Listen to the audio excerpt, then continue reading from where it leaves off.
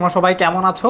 এবং আজকের আমাদের এই গণিত ক্লাসে তোমাদের সবাইকে বাংলাদেশের সবথেকে বড় অনলাইন ক্লাস 10 মিনিট স্কুলে তোমাদের সবাইকে জানাই আমি স্বাগতম। আমার পরিচয় অবশ্যই আমি তোমাদেরকে একটু পরে দিয়ে দিব।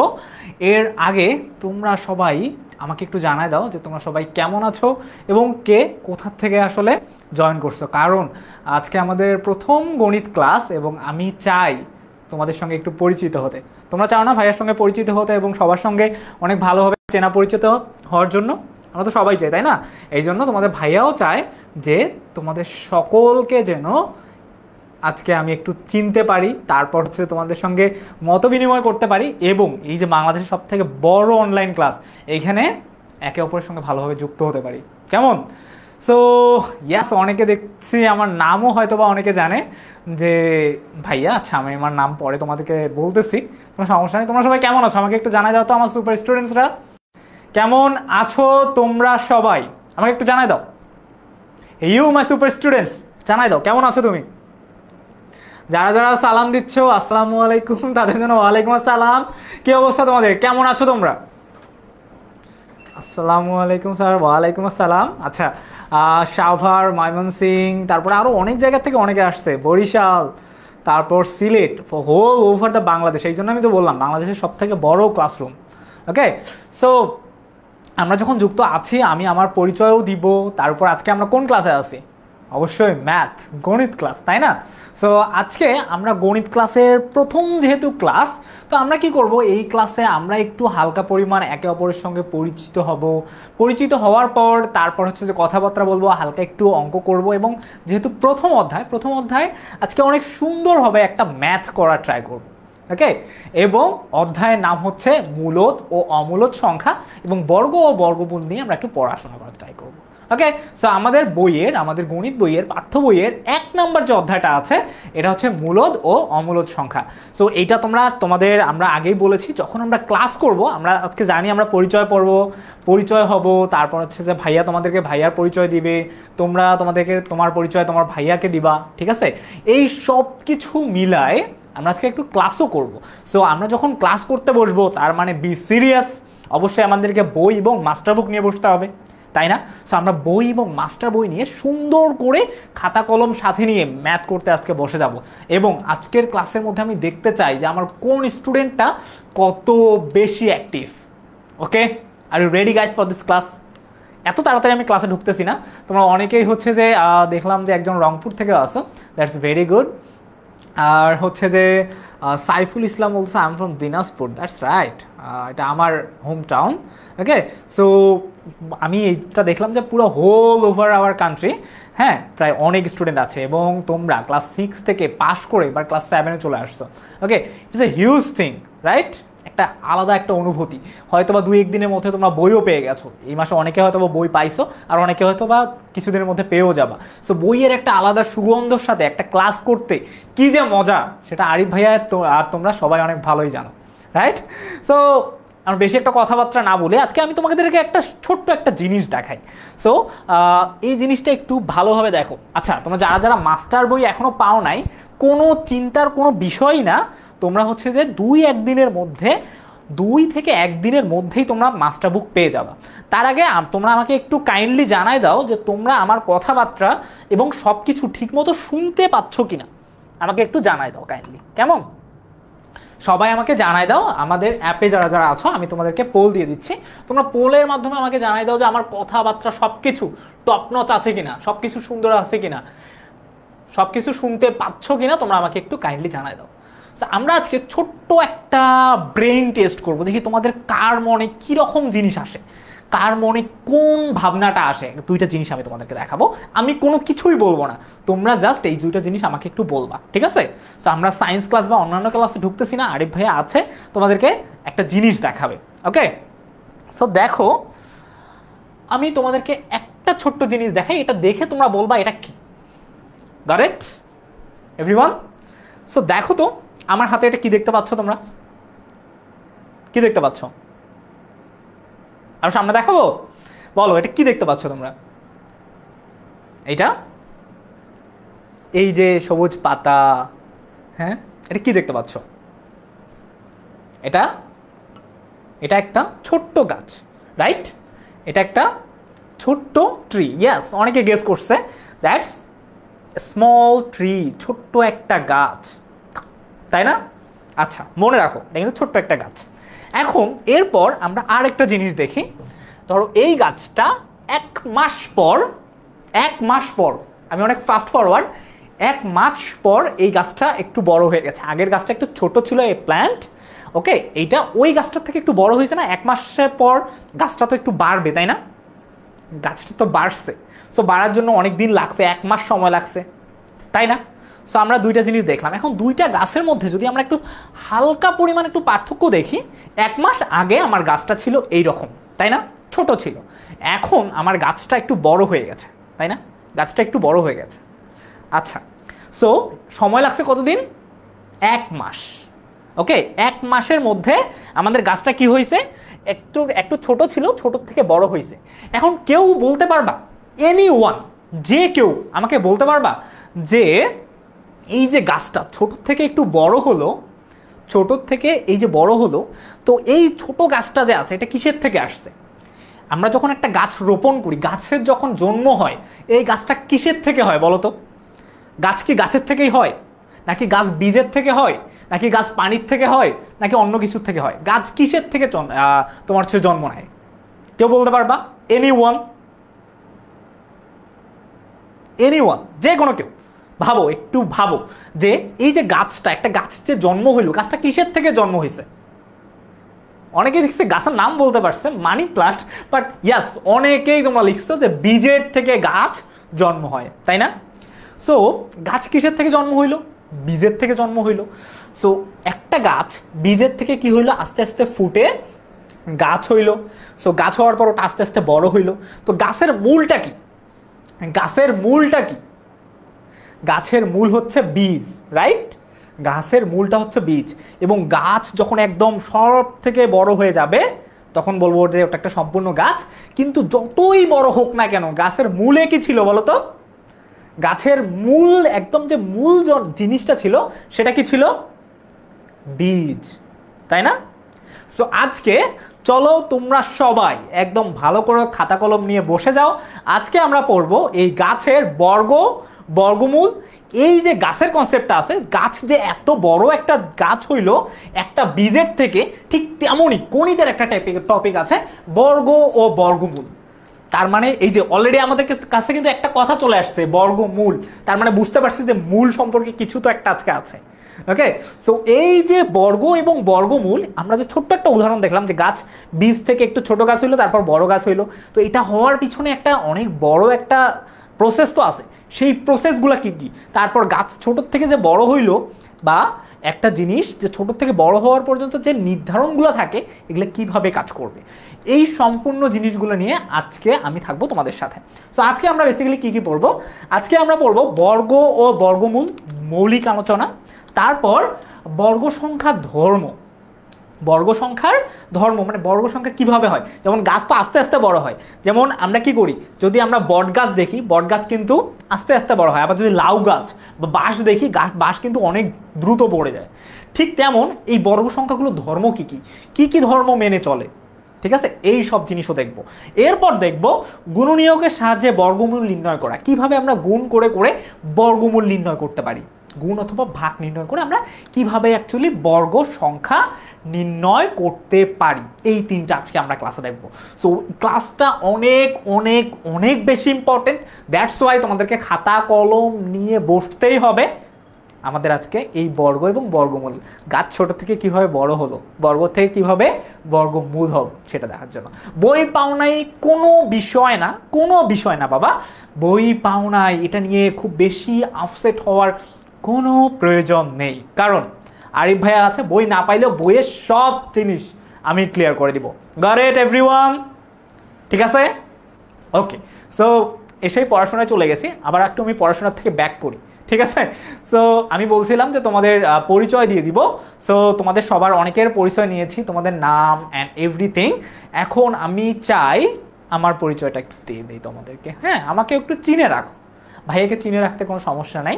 ভাইয়ার সঙ্গে তোমাদের প্রতিদিন দেখা হবে, মানে ক্লাসে প্রতিদিন না হলেও সপ্তাহে 1-2 দিন তো হয়েই যাবে, কোনো প্যারা নেই। ওকে, সো দেখো দ্যাটস মি, একটু এরকম। ওকে, আমার নাম হচ্ছে মোহাম্মদ আরিফ হাসান। অলরেডি কে যেন লিখছো, আরিফ ভাই how are you? I am very much fine, অনেক ভালো আছে। হ্যাঁ, আর হচ্ছে যে আমার পরিচয়, আমার নাম হচ্ছে মোহাম্মদ আরিফ হাসান। আমি American international university of Bangladesh থেকে কম্পিউটার সায়েন্স অ্যান্ড ইঞ্জিনিয়ারিংয়ে গ্র্যাজুয়েটেড। আর আমার মোটামুটি অনেক ভালো এক্সপিরিয়েন্স আছে সায়েন্স, তারপর হচ্ছে যে ম্যাথ এবং আইসিটিতে। ওকে, সো আমি বেসিক্যালি আমার পড়াশোনা এরকম করি যে ম্যাথের মাধ্যমে আমি একজন game developer. So game development করার জন্য আমার ম্যাথ জানা এবং সায়েন্স জানা অনেক বেশি জরুরি। তো সায়েন্সের ক্ষেত্রে আমার বায়োলজি এবং ম্যাথস মোটামুটি আমি অনেক ভালো পাই। ওকে, সো তোমাদেরকে একটু ম্যাথ পড়ানোর ট্রাই করি আজকে, কেমন? সো দেখো, আমাদের মানে একটা আর্লি অ্যালার্ট, তোমরা হয়তো বা একটু পরেই বলবা যে ভাইয়া ক্লাস তো একদম শিখে গেছি, সব কিছু শিখে গেছি, আমরা এইচডব্লিউ কীভাবে সাবমিট করবো। সো এইচডব্লিউ সাবমিটের পার্ট নিয়ে আমি থাকতেছি, যে এইচডব্লিউ কীভাবে সাবমিট করবে এটা আপাতত নন অফ ইউর বিজনেস। আমি তোমাদেরকে সব A to Z 1 by 1 কট করে দিব, ঠিক আছে? ওকে, কোনো সমস্যা নাই। এখন চলো আমরা একটু হালকা পরিমাণ ক্লাসের দিকে চলে যাই। এখন ক্লাসে যেতে পারি আমরা, রাইট? খাতা কলম নিয়ে বসে পড়ো, ঠিক আছে? সিট বেল্ট পরে নাও, গাড়ি start your driving right now. Okay, so আমরা এখন দেখি যে আসলে আমরা আজকে পড়বো কি, বর্গ ও বর্গমূল নিয়ে পড়ব, বর্গ ও বর্গমূল। সো অলরেডি আমরা এই মূল সংখ্যাটার সঙ্গে আমরা সবাই পরিচিত হয়েছি, মূল সংখ্যার সঙ্গে আমরা সবাই পরিচিত হয়েছি না, যে মূল সংখ্যাটা আসলে কি? মূল সংখ্যার সাথে আমরা সকলেই পরিচিত আছি, তাই না? যে মূল কি, মূল মানে একদম যে একদম একদম সর্বনিম্নে যেটা থাকে, যেটার মাধ্যমে একটা গাছ উৎপন্ন হয়। একটা গাছ উৎপন্ন হওয়ার জন্য যেমন বীজ বা মূলের প্রয়োজন, ঠিক তেমন আমার ওই মূলটা। সো বর্গ ও বর্গমূল। সো দেখো, কোনো সংখ্যা দ্বারা গুণ করলে যে গুণফল পাওয়া যায়, ওই সংখ্যার বর্গ এবং সংখ্যাটাই গুণফলের বর্গমূল। এটা বেসিক্যালি বইয়ের পড়াশোনা আমরা বাদ দিয়ে দিই, আমরা সাধারণভাবে দেখি বর্গমূল কাকে বলে, ঠিক আছে? যেমন ধরো তোমার কাছে একটা সংখ্যা আছে, যে কোনো একটা সংখ্যা নাও। ধরো আমি কি করতেছি, হ্যাঁ, আমার একটা সংখ্যা ধরো আছে এখানে 25। ধরো আমার এখানে একটা সংখ্যা নিলাম আমি 25। এখন 25কে যদি আমি একটা সংখ্যা দ্বারা, একই সংখ্যা দ্বারা যদি দুইবার গুণ করে কোনো সংখ্যা পাওয়া যায়, যেমন দেখো 5কে 5 দিয়ে গুণ করি, 5কে 5 দিয়ে গুণ করলে কত হবে? 25। 5কে আমি যদি 5 দিয়ে গুণ করি তাহলে অ্যান্সার কত আসবে? 25, তাই না? তার মানে আমার এই সংখ্যাটা 25 সংখ্যাটা আমি কোন সংখ্যার থেকে পাচ্ছি? এই যে 25 সংখ্যাটা আমি কোন সংখ্যার থেকে পাচ্ছি? এই 5 সংখ্যাটার থেকে পাচ্ছি। 5কে দুইবার গুণ করে, ঠিক আছে, 5কে দুইবার গুণ করে আমরা 25 পাচ্ছি, 5 × 5। তার মানে এই 25 সংখ্যাটা কোথার থেকে শুরু হয়েছে? এই 25 সংখ্যাটা যে উৎপত্তি হইল, কোন সংখ্যা দুইটার সঙ্গে যোগফল করে বা গুণফল করে এটা চলে আসছে? কোন সংখ্যার সাথে গুণফল করে চলে আসছে? 5-এর সঙ্গে। তার মানে 5 × 5, 5কে যদি আমরা দুইবার, মানে 5 এবং 5 একই সংখ্যাকে যখন আমরা দুইবার গুণ করে যে অ্যান্সারটা পাবো, সেটাকে বলা হয় কি সংখ্যা? বর্গ সংখ্যা। এটাকে বলা হয় বর্গ সংখ্যা। এখন যদি আমি 2কে 2 দিয়ে গুণ করি, সাপোজ আমি 2কে 2 দিয়ে গুণ করলে কত পাবো? 4। ওকে, সো আমি বাংলায় লিখি বেসিক্যালি। সো 2 থেকে 2 দিয়ে যখন আমি গুণ করব, সেটাকে আমরা অ্যান্সার কত পাবো? 4 পাবো না? অ্যান্সার যেমন পাবো 4। সো দেখো এইখানে বর্গ সংখ্যা কত? বর্গ সংখ্যা একই সংখ্যাকে দিয়ে যখন আমি ওই সংখ্যাকে গুণ করব, তখন যে সংখ্যাটা পাবো, রেজাল্টটা পাবো, সেটা হবে আমাদের কি? সেটা হবে আমাদের বর্গ সংখ্যা। তার মানে 2 × 2, যখন একই সংখ্যা দিয়ে দুইবার গুণ করলাম, 2কে দুইবার গুণ করলাম না, সো 2 × 2 কত হইলো? অ্যান্সার আসলো 4। তার মানে এর বর্গ কত? বর্গ হচ্ছে 4। এখন দেখো, কিন্তু এই যে 4 সংখ্যাটা আসলো, কোন সংখ্যাটাকে গুণ করে আসছে? এই যে 2 সংখ্যাটাকে দুইবার গুণ করে আসছে। তার মানে এই 4 সংখ্যাটার জন্ম হয়েছে কোথার থেকে? বর্গমূলটা হয়েছে কোথার থেকে? জন্মটা হয়েছে কোথার থেকে? 2 থেকে। তার মানে এটার বর্গমূল কত? বর্গের মূলটা আছে, শিকড়টা হচ্ছে 2। এমন করে আমরা আস্তে আস্তে আরও কিছু দেখব, দেখার পর আমরা একদম ফাইনাল কনক্লুশনে পৌঁছে যাব। ওকে, আমার একটু ইংরেজিতে লেখার অভ্যাস বেশি, যার কারণে হয়তো বা বাংলা লেখাটা আমার একটু দুর্বল, ঠিক আছে? কারণ আমার সবসময় প্রোগ্রামিং লিখতে হয়, তো দ্যাটস ওয়াই আমার বাংলা লেখাটা অনেক বেশি দুর্বল। আর বাংলা মিডিয়াম স্কুলে আমি কম পড়ছি। সো দেখো, আমরা যেমন এই যে দেখো 3, সো আমরা যখন 3কে 3 দিয়ে একই সংখ্যাকে যখন দুইবার গুণ করব, একই সংখ্যাকে যখন ওই সংখ্যা দিয়ে গুণ করব, তখন কি আসবে? সে যে রেজাল্টটা আসবে সেই রেজাল্টটা হচ্ছে ওই সংখ্যার বর্গ। ওই সংখ্যার বর্গ। বর্গ বলতে কি বোঝায়? আমি মনে করো 2 এর বর্গ চাচ্ছি, 2 এর বর্গ, বর্গ মানে হচ্ছে স্কয়ার, বর্গকে আমরা এইটাও ধরতে পারি। সো 2 এর বর্গ, যদি মনে করো আমি 2 এর বর্গ চাই, এখন আমি 2 এর বর্গ, তার মানে 2 কে স্কয়ার দিব, 2 এর স্কয়ার মানে 2 বার 2 কে গুণ করব।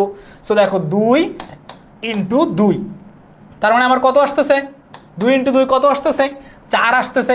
তার মানে 2টা হচ্ছে যে আমার কি? বর্গমূল, বর্গমূল যেটাকে বর্গ করতে হচ্ছে। ওকে, আর বর্গ সংখ্যা কত? 4। ওকে, এই যে অনেকে লিখছো যে 3 ইন্টু 3, তার মানে যেমন 3 এর বর্গ, 3কে বর্গ করলে কত হয়? 3 ইন্টু 3, দুইবার যখন আমরা 3টাকে গুণ করলাম, 3 ইন্টু 3 একই সংখ্যাকে সেম সংখ্যা দিয়ে যখন আমি গুণ করলাম, তখন কি হলো? 3 এই যে স্কয়ার ইকুয়াল টু 9। সো 9 হলো ওই সংখ্যাটার বর্গ।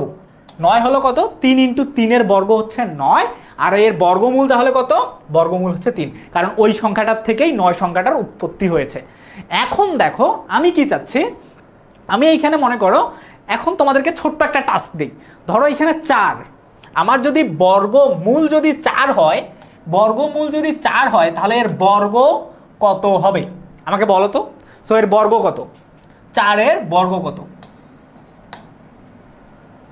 বর্গ কত? 4 এর বর্গ কত? 4 এর বর্গ কত? একটু ফাস্ট দেখি কে কে আমার এই প্রবলেমটা সলভ করতে পারে। 4 এর বর্গ কত?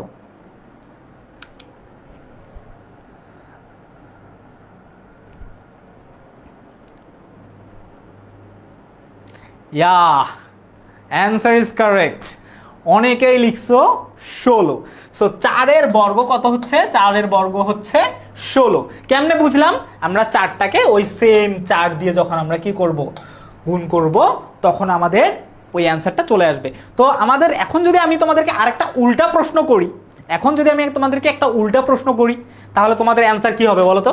আমার উল্টা প্রশ্নটা হলো, যদি বর্গমূল যদি, আমার প্রশ্নটা হচ্ছে বর্গমূল যদি 25 হয়, বর্গমূল যদি 25 হয়, বর্গমূল 25 হলে বর্গ কত?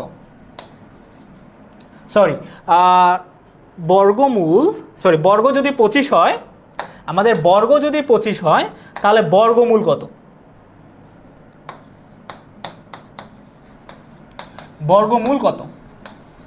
বর্গ যদি 25 হয়, তাহলে আমাদের বর্গমূল কত হবে বলো তো? আমি প্রশ্ন না লিখতেই তোমাদের অ্যান্সার চলে আসছে। That's great. বাহ, বর্গ যদি 25 হয়, তাহলে আমাদের বর্গমূল হলো 5, রাইট? বাহ, তাহলে আমরা বর্গ এবং বর্গমূলের কনসেপ্ট বুঝতে পারছি। এভরি সিঙ্গেল ওয়ান, আমরা বর্গ এবং বর্গমূলের ইয়াটা বুঝতে পারছি।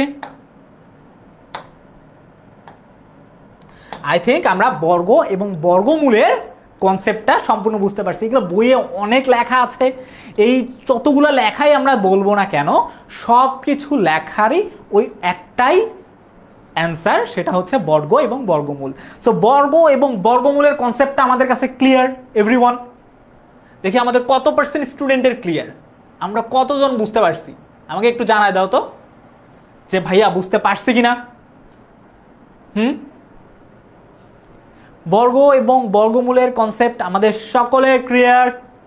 কারো কোনো সমস্যা আছে বর্গ এবং বর্গমূলের? যদি কারো কোনো ধরনের সমস্যা থাকে, স্পেসিফিকলি তোমরা হচ্ছে যে ক্লাস ডিসকাশন বক্সে তোমরা লিখে দাও, ভাইয়া আমি এটা না বুঝতে পারিনি, ঠিক আছে?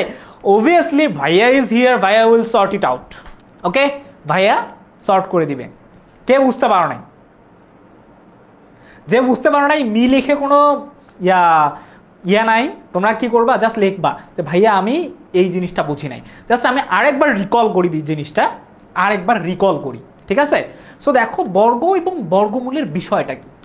তো ধরো আমি একটা সংখ্যা নিলাম, ধরো আমি একটা সাধারণ একটা সংখ্যা নিলাম, ধরো 7 একটা সংখ্যা নিলাম। কত সংখ্যা নিলাম? 7। লেখা কি দেখা যাচ্ছে? আই থিঙ্ক এটা একটু হালকা থিং হয়ে গেছে, so I have to be more specify. So আমি একটা সংখ্যা নিলাম কত 7, আমি একটা সংখ্যা নিলাম কত 7, এই সংখ্যাটাকে এইটাকে যদি আমি একটা সংখ্যা ধরি, এইটা আমরা একটা সংখ্যা ধরলাম, এখন এই সংখ্যাটাকে আমি কি করব একটা স্কোয়ার করব বা 7-এর উপর স্কোয়ার করব, বর্গ, বর্গ মানে হচ্ছে স্কোয়ার, বর্গ মানে হচ্ছে স্কোয়ার, বর্গ মানে স্কোয়ার, ঠিক আছে। সো আমি এই 7-এর বর্গ নির্ণয় করব, 7-এর বর্গ নির্ণয় করব, বর্গ। এখন 7-এর বর্গ যখন নির্ণয় করব, 7-এর উপর আমি একটা স্কোয়ার দিব, তার মানে ওই 7-এর বর্গ হয়ে গেছে। এখন 7 স্কোয়ার মানে কি বুঝাচ্ছে, 7 স্কোয়ার মানে বুঝাচ্ছে ওই 7 দুইবার গুণ, 7 ইন্টু 7। আমি যদি তোমার হচ্ছে যে ডিভাইড করি 7 ইন্টু 7, এটাকে আমি ভাঙলাম, ভাঙলে যদি এটার মানে কি 7কে আমি দুইবার গুণ করব, 7-এর উপর বর্গ, তার মানে 7 স্কোয়ার, ঠিক আছে।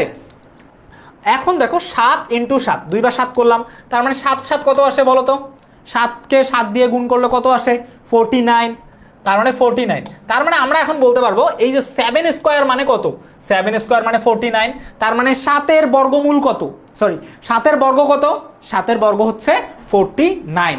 এখন যদি বলা হয় যে 49 এই যে 49-এর বর্গমূল কত, বর্গমূল কত, তার মানে আমরা এই যে গাছ দেখাইলাম না যে বীজ থেকে গাছ হইছে, এখন 49 হচ্ছে আমার সেই গাছ। এখন বীজটাকে কার থেকে হইছে, এই যে 7 ইন্টু 7, দুইটা 7কে গুণ করে হয়ে গেছে, তার মানে এটার বর্গমূল হচ্ছে 7, মানে যে মূলে আছে একদম কেন্দ্রে আছে যে, তাকে বলবো 7। এখন আমরা কতজন বুঝতে পারছি, এখন আমরা বুঝতে পারছি, ইয়াস, যদি বুঝতে পারছি তাহলে দ্যাটস ভেরি গ্রেট। হ্যাঁ, না বুঝলে ভাইয়া আবার বুঝাবে, কোনো সমস্যা নেই। এখন দেখো বর্গকে কি আকারে লিখতে হয়, বর্গকে অবশ্যই স্কোয়ার আকারে লিখতে হয়। যদি মনে করো যে কোনো একটা সংখ্যার যদি আমার বর্গের প্রয়োজন হয়, তখন আমি ওই সংখ্যাটার উপর স্কোয়ার দিব। ধরো আমার 10-এর বর্গের প্রয়োজন, সো 10 স্কোয়ার, 10-এর উপর স্কোয়ার দিলে আমরা বুঝতে পারবো যে হ্যাঁ 10-এর বর্গ। Goat it? বুঝতে পারছি? ওকে, সো আমাদের এইটাই হচ্ছে যে তোমার মূলত বর্গ এবং বর্গমূলের ডিসটেন্স। সো বর্গ এবং বর্গমূল না বুঝলে কিন্তু আমাদের পরবর্তী টপিকগুলো বুঝতে একটু কষ্ট হবে, তাই কাইন্ডলি আমাদেরকে বর্গ এবং বর্গমূলটা অনেক ভালোভাবে বুঝতে হবে। That's first thing. Okay, so that's good যে যারা যারা বুঝতে পারছো, যারা যারা বুঝতে পারো নাই, ঠিক আছে, তাড়াতাড়ি লিখে দাও যে ভাইয়া কিভাবে। আচ্ছা, বর্গমূল কিভাবে বের করব, বর্গমূলটা বের করার নিয়ম আছে। ধরো বর্গমূলকে আমি এখন চাচ্ছি 9-এর বর্গমূল নির্ণয় করব, 9-এর বর্গমূল নির্ণয় করব। 9 আমাকে একটা সংখ্যা আছে, যে কোনো একটা সংখ্যা আছে, ওই সংখ্যাটার বর্গমূল নির্ণয় করব। সেক্ষেত্রে কি করতে হবে, এই 9কে একদম সমান দুইটা সংখ্যা দিয়ে গুণ করলে কত 9 অ্যান্সার আসবে, সমান দুইটা সংখ্যা দিয়ে কিভাবে 9 আসবে, দুইটা সংখ্যার গুণ করলে। সো 2 ইন্টু 2 দেই, যদি আমরা 2 ইন্টু 2 দেই তাহলে কত আসবে, 1 ইন্টু 1 দিলে তো 1 আসবে, 2 ইন্টু 2 দিলাম 4, তার মানে এই অ্যান্সার কি 4, 4 কিন্তু অ্যান্সার না, তার মানে 9-এর বর্গমূল এটা না। তারপরে আমরা যদি 3 ইন্টু 3 দেই, 3 ইন্টু 3 কত হয়, 3 ইন্টু 3 কত হয় 9, তার মানে আমাদের 9-এর বর্গমূল 3। এইরকম করে গুণ করার মাধ্যমে বা গুণফল নির্ণয়ের মাধ্যমে আমরা কি করতে পারবো, আমরা বর্গমূল নির্ণয় করতে পারবো। অ্যান্ড আমরা বর্গমূল বড় বড় সংখ্যার কিভাবে নির্ণয় করব, এটার জন্য আমাদের বর্গমূলের ধর্ম আছে, তারপর কিভাবে বর্গমূল নির্ণয় করা যায় এটাও আমরা দেখব, সব কিছু আমরা দেখব। আমরা ক্লাসটা তোমরা যারা যারা আছে আমরা একটু মনোযোগ দিয়ে একদম অ্যাটেনশন ধরে রাখি, কারণ আমরা সামনে বর্গমূল নির্ণয় করাই শিখব। বুঝতে পারছি আমরা? I hope. ওকে, সো এখন আমরা কি করব, বর্গমূলকে কিভাবে প্রকাশ করা হয় অলরেডি আমি তোমাদেরকে বলে দিছি যে বর্গমূলকে স্কোয়ারের মাধ্যমে প্রকাশ করা হয়। যে কোনো একটা জিনিসকে স্কোয়ার দিলে ওটাকে বলতে পারবো যে এটাকে আমি বর্গ করতে যাচ্ছি। লাইক আমি যদি বলি যে আমার 10-এর বর্গমূলের প্রয়োজন, সো আমাকে কি করতে হবে 10 স্কোয়ার, তার মানে আমাদের বর্গমূল কি 10, 10-এর উপর স্কোয়ার দিলে বলতে পারবো যে এটা হচ্ছে 10-এর বর্গ। তার মানে 10 ইন্টু 10 কত হবে, 10 ইন্টু 10 ইকুয়াল টু 100। তার মানে বর্গমূল যদি 10 হয় সেটার বর্গ হবে 100। বুঝতে পারছি? তো বর্গকে নির্ণয় করার জন্য স্কোয়ার দিতে হয়, ঠিক আছে। বর্গর ইংলিশটাই হচ্ছে স্কোয়ার। স্কোয়ার তোমরা হয়তো বা অনেক ভালো চিনো, ক্লাস 6-এ অনেক ভালোভাবে পড়ে আসছো, ঠিক আছে। সো আমরা কি করবো, এই যে সংখ্যার আমাকে বর্গ নির্ণয় করতে হবে তার উপরে যদি আমরা একটা স্কোয়ার দেই তাহলে আমাদের বর্গ চলে আসবে। আমরা আপাতত এতটুকু আই থিঙ্ক আমরা বুঝতে পারছি। তো একদম শেষের লাইনটা যদি আমরা পড়ি, একটু দেখো, যদি আমরা একদম শেষের লাইনটা পড়ি, শেষের লাইনে কি বলা আছে যে আমরা 5 × 5 = 25, কাজেই 25-এর বর্গমূল কত? 5, যেটা আমরা অলরেডি দেখলাম যে এই যে 5 × 5, 5 × 5, তার মানে দুইটা 5, একটাই সংখ্যাকে দুইবার গুণ করা হয়েছে, এর অ্যান্সার কত আসছে? 25। তার মানে 25 হচ্ছে এর বর্গ, এবং এর বর্গমূল কত? বর্গমূল কত? বর্গমূল হচ্ছে 5। সো এই যে বর্গমূলটা আছে, আমরা বর্গমূলটা কিভাবে নির্ণয় করতে হয় এটা আমরা শিখব, এবং বর্গমূলের যে তোমার হচ্ছে যে প্রিন্সিপালগুলো আছে, ধর্মগুলো আছে, ওই ধর্মগুলো আমরা দেখার ট্রাই করব। বুঝতে পারছি? আশা করি আমরা বুঝতে পারছি। Got it? ইয়াস, এটা আমার অনেকটা ডায়লগের মতো হয়ে গেছে। Got it? ঠিক আছে, so you guys are got it? বুঝতে পারছি? ওকে, সো এরপরে দেখো পূর্ণবর্গ সংখ্যা বা পূর্ণবর্গ সংখ্যা কাকে বলে, আর হচ্ছে যে পূর্ণ সংখ্যা কাকে বলে।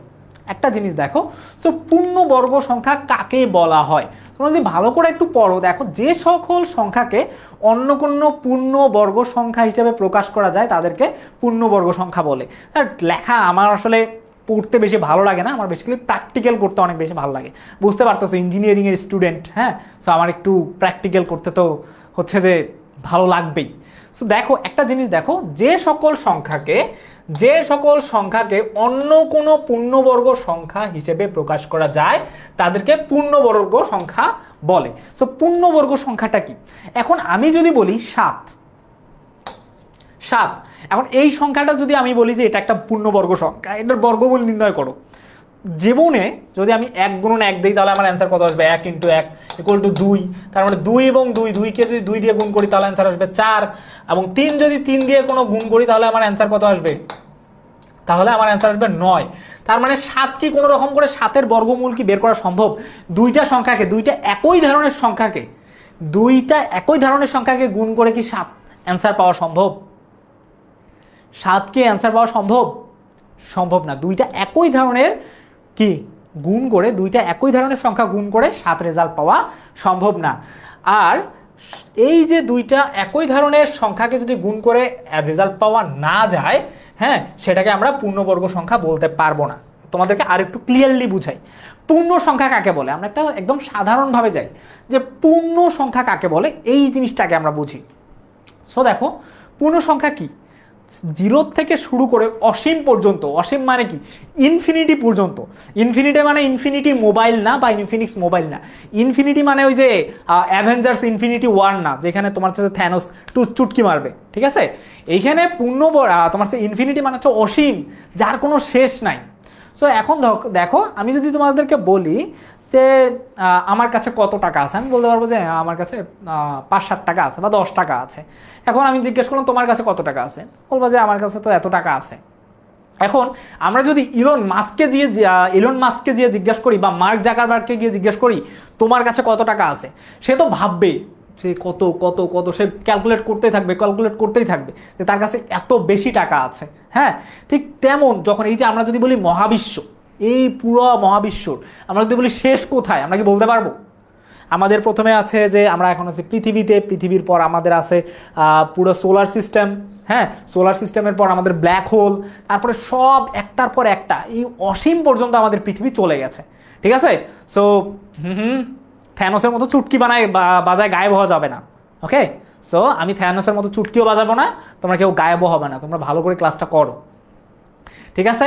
সো দেখো এই যে তোমার হচ্ছে যে অসীম মানে একদম যার কোনো সীমানা নাই, তাকে বলা হয় অসীম। ওকে, সো দেখো যখন আমরা কোনো একটা পূর্ণ সংখ্যা বলছি, যে সংখ্যাকে কখনো ভাঙা হয় না। এখন ধরো তোমার কাছে কি আছে, 3টা বিস্কিট আছে, বা 3টা হচ্ছে যে কোনো কিছু আছে, বিস্কিটে আছে ধরো। এখন তুমি আর আরিফ ভাইয়া দুইজন আমরা বসে আছি, তুমি আছো আর আরিফ ভাই আছে। এখন আমাদের দুইজনকে একজন 3টা বিস্কিট দিয়ে গেল, তুমি আর আমি বসে আছি, ভালো করে বুঝো, তুমি আর আমি বসে আছি। এখন মনে করো আমি তোমাদের বাসায় গেছি, বাসায় যাওয়ার পর দুইজন আমরা বসে আছি। এবার তোমার আম্মু 3টা বিস্কিট নিয়ে আসলো, বিস্কিট নিয়ে আসার পর তোমার আম্মু আমাদেরকে দিয়ে দিল যে দুজনে খাও। এখন আমি একটা খাইলাম, তুমি একটা খাইলা, দুইজনে 2টা পূর্ণ বিস্কুট খাইলাম। এখন শেষের যে বিস্কিটটা আছে, এখন তুমি বলতেছো ভাইয়া আমি এটা খাবো, আমি বলতেছি আমি তোমার স্যার আমি খাবো, তুমি বলছো না স্যার এটা আমিই খাবো, আমি ছোট মানুষ। আমি বললাম না আমি বড় মানুষ, আমি খাবো। এখন কি হইলো, তোমার আম্মু এসে বলতেছে কি তোমার আম্মু পাশে বলতেছে যে না দুইজনে ভাগ করে খাও, তার মানে ওই বিস্কিটটাকে আমিও যদি ছাড়তে না চাই যে না আমিও খাবো, এখন তুমি বলতেছে না স্যার আমি ছোট মানুষ, আমার বাসায় আসছেন আমি খাবো, এখন দুইজনে মিলে যদি ওই বিস্কিটটা নিয়ে ঝগড়া করি তখন হ্যাঁ যদি আমাকে দেওয়া হয়, এখন তোমার আম্মু যদি বলে এই তোমার স্যার আসছে তোমার স্যার খেয়ে নেক, তখন তোমার মন খারাপ হবে। আবার তোমার আম্মু যদি এসে বলে স্যার ও বাচ্চা মানুষ ও খাক, হ্যাঁ তখন আমার মন খারাপ হবে। এখন যদি এসে বলে যে স্যার দুইটাকে আমি ভেঙে ভাগ করে দিই, ভাগ করে দেই, তুমি অর্ধেক তোমার স্যার অর্ধেক, হ্যাঁ এখন দুইজনকে ভাগ করে আমাদেরকে দিয়ে দিল, ভাগ করে দিয়ে দিল, ভালো কথা।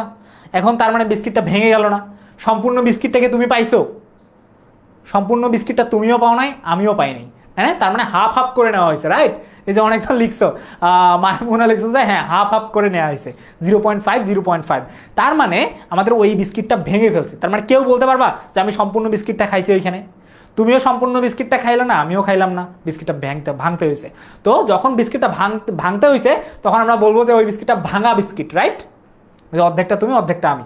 ঠিক তেমন কোনো একটা নাম্বারকে যখন ভাঙা হয় তখন সেটার পূর্ণ সংখ্যা থাকে না। যেমন বিস্কিটকে যদি আমি ভাঙি সেটার পূর্ণ বিস্কিট থাকে না, ঠিক তেমন কোনো একটা নাম্বারকে যদি আমরা ভাঙি সেই নাম্বারটাকে আর পূর্ণ সংখ্যা বলা যায় না।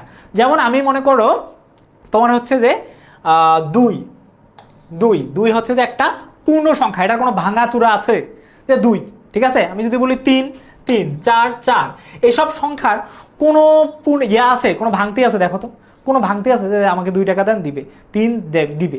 এখন এইসব কোনো ভাঙা কোনো কিছু আছে? এখন কিন্তু আমি যদি বলি যে আমাকে 2.10 টাকা দাও, তখন এটা কি 2.10 মানে 2 টাকাও দিবে প্লাস সাথে 0.10, এই যে 1 এবং 0টা যেটা আছে এটাও কিন্তু এখানে চলে আসছে, ঠিক আছে? তার মানে এটা কিন্তু পূর্ণ সংখ্যা না, কারণ এর সাথে দশমিক আছে। সো দশমিক ছাড়া জিরো থেকে একদম অসীম পর্যন্ত যতগুলো সংখ্যা আছে, ঠিক আছে, সবগুলোকে আমরা বলবো পূর্ণ সংখ্যা। বুঝতে পারছি আমরা?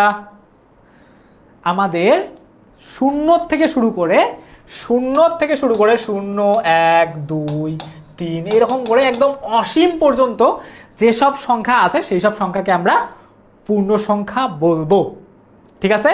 আমরা বিস্কিট নিয়ে ঝগড়া করব না, আমরা বিস্কিট নিয়ে মারামারি করব না, মানুষ আমাদেরকে বাচ্চা ভাববে, অতএব আমরা কি করব? পূর্ণ সংখ্যায় কাজ করব। সো দেখো এই যে 0 থেকে, তাহলে পূর্ণ সংখ্যা কাকে বলে? 0 থেকে শুরু করে অসীম পর্যন্ত যতগুলো সংখ্যা আছে সেই সংখ্যাগুলোকে আমরা বলবো পূর্ণ সংখ্যা, ঠিক আছে? এখন তাহলে তোমরা যদি বলো যে ভাইয়া তাহলে -2 যদি হয় এটা কি পূর্ণ সংখ্যা? যদি বলো -2, এখন আমি যদি তোমাদেরকে প্রশ্ন করি যে -2 তাহলে কি পূর্ণ সংখ্যা, তোমাদের অ্যান্সার কি হবে বলো? -2 কে যদি আমি বলি পূর্ণ সংখ্যা তাহলে তোমাদের অ্যান্সার কি হবে? যে ইয়েস অর নো? -2 কি পূর্ণ সংখ্যা? -2 কি তাহলে পূর্ণ সংখ্যা বলো তো? -2 পূর্ণ সংখ্যা?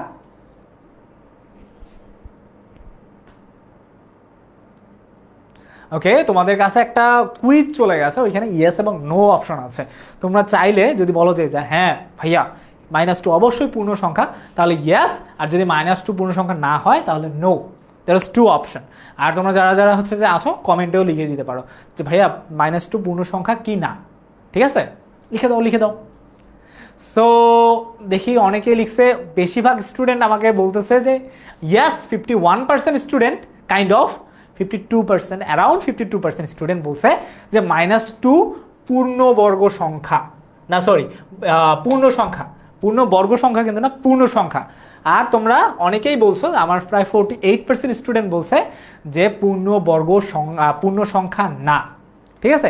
এখন আমরা দেখি, সাপোজ তোমার আরিফ ভাইয়া তোমাদের বাসা আসলো, ঠিক আছে? এখন ধরো আমি একদিন বাসা গেছি, একটা ছোট্ট একটা গল্প বলি। আমি একদিন বাসা গেছিলাম। সো বাসা যাওয়ার পর আমি কি করছি যে আমি আর আব্বু, আমি আর আমার হচ্ছে যে হ্যাঁ ঠিক আছে আব্বু সহ গেছিলাম। আব্বু সহ যাওয়ার পর আমার ছোট বোনের জন্য আমার আম্মু চকলেট নিয়ে রাখছিল, ক্যাডবেরি চকলেটগুলো আমার ছোট বোন অনেক বেশি খায়, হ্যাঁ ওই চকলেট খায়। সো আমার ছোট বোনের জন্য আম্মু 2টা চকলেট রাখছিল। এখন আমি আর আব্বু বাহিরের থেকে আসছি, রংপুরে গেছিলাম। সো রংপুর থেকে বাসা আসছি, আসার পর কোনো আম্মু দেখি যে হচ্ছে যে বাহিরে একটু গেছে, বাসায় কেউ ছিল না, খিদাও লাগছে, খাবারও খুঁজে পাচ্ছি না। তা আম্মু বললো যে দেখো কী আছে। তো দেখলাম আমার চাচ্চু আর কি বিদেশ থেকে ওই চকলেটগুলো নিয়ে আসছিল। সো দেখলাম যে দুইটা চকলেট ওইখানে পড়ে আছে, আমার ছোটো বোন ঘুমাচ্ছে, তার মানে ছোটো বোন উঠলে হয়তো বা ছোটো বোনের জন্য রাখবে। তখন আমি আর আমার আব্বু ভাবলাম যে দুইটা নাই খেয়ে নিই। আমার আব্বু আমাকে একটা দিল, যে এই যে তুমি একটা নাও আমি একটা নিই, নিয়ে আমরা দুইজন সোফায় বসে খাচ্ছিলাম। তো খাইলাম, খাওয়া দাওয়ার পর তোমার হচ্ছে যে পানি খাইলাম, খাওয়ার পর দুইটা খাইছি, দুইটা খাওয়ার পর হচ্ছে যে আমরা এসে বসলাম। এখন আম্মু আসলো, আম্মু আসার পর আমার ছোটো বোন ঘুম থেকে উঠলো, আমার ছোটো বোন ঘুম থেকে উঠলো। এখন ঘুম থেকে উঠার পর আমার আম্মু এখন আমাকে বললো যে এইখানে যে আমার ছোটো বোন মানে ইয়ার জন্য ইয়া করতেছে, চকলেটের জন্য কান্না করতেছে, আম্মু চকলেট দাও, আম্মু চকলেট দাও। এখন আমার আম্মু কি করলো, আমার আম্মু বললো যে এইখানে যে আমি দুটো চকলেট রাখছিলাম ডেস্টিনের উপর, এগুলো কই? আমার আব্বু বললো যে আমি আর বাবু তো খেয়ে ফেলছি। আমার আম্মুর না এই যে উঠে গেছে রাগ, তো তোমার বোনের চকলেট তুমি কি জন্য খাবা? হ্যাঁ, তোমরা গেছো, এখনই গিয়ে চকলেট নিয়ে আসো, নয়তো ওর কান্না থামাইতে হবে, মানে থামাবে কি? আমি তো ভাবলাম যে হঠাৎ করে হচ্ছে যে এরকম কথা। তো এখন আম্মু সেই রাগ হয়ে গেছে, কান্না করতেছে, গিয়ে দুইটা চকলেট নিয়ে আসো। তার মানে আমরা যে দুইটা চকলেট খেয়ে ফেলছিলাম, চকলেট কিন্তু আম্মুর হিসেবে মাইনাস হয়ে গেছে, দুইটা চকলেট মাইনাস হয়ে গেছে। এখন আমার আম্মু যদি বলে যে তোমাকে একটা এবং তোমার বাবাকে একটা নিয়ে আসে দিতে হবে, তখন কি করব? তখন আমি এবং আমার বাবা একটা একটা করে নিয়ে আসবো। আমার আব্বু যদি বলে যে আমরা দুইজনে দুইটা খাইছি, তার মানে আমাদের কি হবে, এখন দুইজনকে সমান সমান নিয়ে আসতে হবে, তার মানে আমাদেরকে দুইজনকে দুইটা খাইতে হইতো। কিন্তু ধরো চকলেট যদি দুইটার জায়গায় তিনটা খাইতো, চকলেট যদি দুইটার জায়গায় -3টা আমরা খেয়ে ফেলতাম, তখন কি হইতো? তখন আমার আব্বু যদি বলতো যে আমি একটা নিয়ে আসবো, বাকি নিয়ে আসবো তুমি দুইটা, কারণ আমি যদি বলি যে না আমি একটা নিয়ে আসবো, তুমি নিয়ে আসবো দুইটা, ঠিক আছে, আমার আব্বু যদি বলতো না দুইজনে, তাহলে কি করব, একটা নিয়ে আসবো আর একটা ভেঙে নিয়ে আসবো, ঠিক আছে, এরকম করে যদি বলতো, তাহলে আমার আর আব্বুর মধ্যে একটু কথা কাটাকাটি লেগে যাইতো না। তার মানে আমরা যে ওই যে চকলেট দুইটা খেয়ে ফেলছিলাম, তার মানে চকলেট দুইটা এখান থেকে মাইনাস হয়ে গেছে, তার মানে মাইনাসটাও আমাদের একটা পূর্ণ সংখ্যা, একটা পূর্ণ সংখ্যা। তার মানে -2টা, তোমার কাছে কেউ দুইটা জিনিস পায়, কেউ তোমার কাছে দুইটা জিনিস যদি পায়, ঠিক আছে, তাহলে কি বলবা? -2, তোমার কাছে দুইটা জিনিস পায়, তার মানে 2 টাকা যদি তোমার কাছে পায়, ওটাও তো একটা সমান টাকা পায় না, 2.00 যদি পায় তাহলে সেটা দশমিক সংখ্যা। বাট না, এটা রিয়েল স্টোরির, কিন্তু আমরা অন্য কিছু খেয়ে ফেলছিলাম, চকলেট না, এতটাও ছোটো না যে চকলেট খেয়ে ফেলবো, it's kind of real story. So দেখো -2, তার মানে তোমাকে কাউকে দুইটা জিনিস দিতে হবে, বা কোনো জায়গা থেকে মাইনাস আছে। এখন তুমি যদি তোমার বন্ধু থেকে 2 টাকা ধার নাও, হ্যাঁ, এটা পূর্ণ সংখ্যা না? এখন তোমার বন্ধু যদি তোমার থেকে ধার নেয়, -2 হয়ে গেল, তাহলে -2 কি তোমার হচ্ছে পূর্ণ সংখ্যা হবে না? অবশ্যই হবে। তার মানে মাইনাসটাও হচ্ছে যে আমাদের পূর্ণ সংখ্যা, ঠিক আছে। কিন্তু পূর্ণ বর্গ সংখ্যা আবার আলাদা, পূর্ণ বর্গ সংখ্যাটা আলাদা। পূর্ণ বর্গ সংখ্যা কি? যে সংখ্যাটাকে তোমার হচ্ছে যে গুণ করে ওইটার একটা সমান সংখ্যক সংখ্যা পাওয়া যায়, সেটাকে আমরা বলবো ওটা হচ্ছে যে একটা পূর্ণ বর্গ সংখ্যা। সো দেখি পূর্ণ বর্গ সংখ্যা কাকে বলে। যেমন ধরো আমি এখন কি করব, এই যে এইখানে দেখো 1, 4, 9, 25, 49 ইত্যাদি সংখ্যাগুলোকে পূর্ণ বর্গ সংখ্যা বলা হয়। তো বেসিক্যালি দুইটা সংখ্যা বা দুইটা পূর্ণ সংখ্যাকে বর্গ করলে যে রেজাল্ট পাওয়া যায় সেটাকেই বলা হয় পূর্ণ বর্গ সংখ্যা। দুইটা পূর্ণ সংখ্যা, ধরুন পূর্ণ সংখ্যা কি? 1 পূর্ণ সংখ্যা, 2 পূর্ণ সংখ্যা, 3 পূর্ণ সংখ্যা, 4 পূর্ণ সংখ্যা, এগুলো পূর্ণ সংখ্যা না?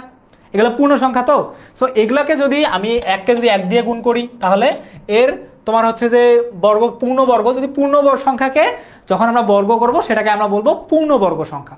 হ্যাঁ, তো 1কে যদি আমরা গুণ করি 1, 2কে যদি আমরা গুণ করি 2 দিয়ে 4, আর 3কে যদি আমরা 3 দিয়ে গুণ করি কত আসতেছে? 9, 4কে যদি আমরা 4 দিয়ে গুণ করি তাহলে কত আসতেছে? 16। তার মানে পূর্ণবর্গ, এই যে আমরা পূর্ণ সংখ্যাকে যখন বর্গ করব, একটা পূর্ণ সংখ্যাকে, পূর্ণ সংখ্যা কি 1 থেকে ইনফিনিটি পর্যন্ত, সো একটা পূর্ণ সংখ্যাকে যখন আমরা বর্গ করব তখন যে রেজাল্টটা আসবে সেই সংখ্যাগুলোকে আমরা পূর্ণবর্গ সংখ্যা বলবো। তার মানে 1, 4, 9, 16, হ্যাঁ ঠিক আছে, এইসব হচ্ছে পূর্ণবর্গ সংখ্যা। এটা খুবই ইজি। ধরো তুমি যে কোনো একটা সংখ্যা, এখন তুমি কি চাচ্ছ যে আমি কাকে গুণ করব, সো ধরো আমি 22কে, সরি 22 না, আমি 10কে কি করব, গুণ করব। 10 একটা পূর্ণ সংখ্যা, রাইট? 10, 1000, 1 লক্ষ সবগুলো তো পূর্ণ সংখ্যাই, তাই না? দশমিক না থাকলে ওটা পূর্ণ সংখ্যা। এখন যদি আমি 10কে কি করি, 10 দিয়ে গুণ করি, তাহলে 10 হচ্ছে আমার একটা পূর্ণ সংখ্যা। সো এই যে পূর্ণ সংখ্যা, এটা যদি বর্গমূল হয়, তাহলে আমরা 10কে যদি 10 দিয়ে গুণ করি তাহলে কত আসে, 100। তার মানে পূর্ণ বর্গ সংখ্যা হচ্ছে 100। পূর্ণ বর্গ সংখ্যা হচ্ছে 100। That's very much simple, very much easy. বুঝছো? আচ্ছা, অনেকের কাছে সাউন্ড ক্লিয়ার না, এম আই রাইট? আসলে এই কথা শুনতে তোমাদের কোনো প্রবলেম হচ্ছে? আচ্ছা, এখন আমরা পূর্ণ বর্গ সংখ্যাটা বুঝছি, আমরা কি পূর্ণ বর্গ সংখ্যাটা বুঝতে পারছি কিনা? পূর্ণ বর্গ সংখ্যাটা বুঝতে পারছি যে পূর্ণ সংখ্যা জাস্ট এতটুকুই মনে থাকলে হবে বাবা, এত কিছু মনে রাখার কোনো প্রয়োজন নাই। একটা পূর্ণ সংখ্যা, পূর্ণ সংখ্যা মানে 0 থেকে ইনফিনিটি পর্যন্ত, 0 থেকে একদম ইনফিনিটি পর্যন্ত। হ্যাঁ, সো 0 থেকে একদম অসীম পর্যন্ত সবগুলো সংখ্যাকে ধনাত্মক সংখ্যা, মানে যেগুলো সংখ্যা তোমার হচ্ছে যে যেগুলো সংখ্যাকে কোনো দশমিক নাই আর কি, একটা 0 থেকে একদম অসীম পর্যন্ত যে সংখ্যাগুলো আছে, এই সংখ্যাগুলো, এই সংখ্যাগুলোকে যখন আমরা ওটার বর্গ করব, সেই সংখ্যাগুলোকে আমরা বলবো বর্গ, পূর্ণবর্গ সংখ্যা। That's it. যেমন 1, 2, 3, 4, 5 এগুলো যা আছে না কেন ইজি। এখন আমি তোমাদেরকে আরও একদম সিম্পলভাবে বুঝাই দিই আমাদের পূর্ণ সংখ্যা কি।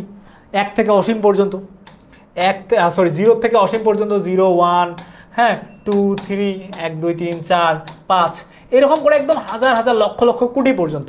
এখন তোমার 1-এর 1 কি, পূর্ণ সংখ্যা। 1 হচ্ছে তোমার পূর্ণ সংখ্যা, তার মানে 1-এর বর্গ কত, 1 গুণন 1, তার মানে কত, 1 1 কে 1। ওকে, সো 1 গুণন 1, এই যে 1 কি পূর্ণ সংখ্যা। সো এই যে পূর্ণ সংখ্যাকে আমরা যখন বর্গ করব, তার মানে এইটাকে বলবো পূর্ণবর্গ। শেষ। জাস্ট বর্গকেই একটা, জাস্ট বর্গকেই পূর্ণবর্গ বললেও হবে, ঠিক আছে?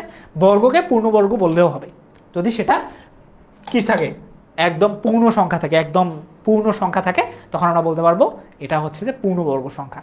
That's it. তোমরা যখন কোনো একটা দেখবা যে একটা পূর্ণ সংখ্যা, একদম যে সংখ্যাটা পূর্ণ আছে, ওই সংখ্যাটাকে যখন আমরা বর্গমূল করব বা বর্গ নির্ণয় করব, তখন আমরা বলবো এটা হচ্ছে যে পূর্ণ বর্গ সংখ্যা। That's it.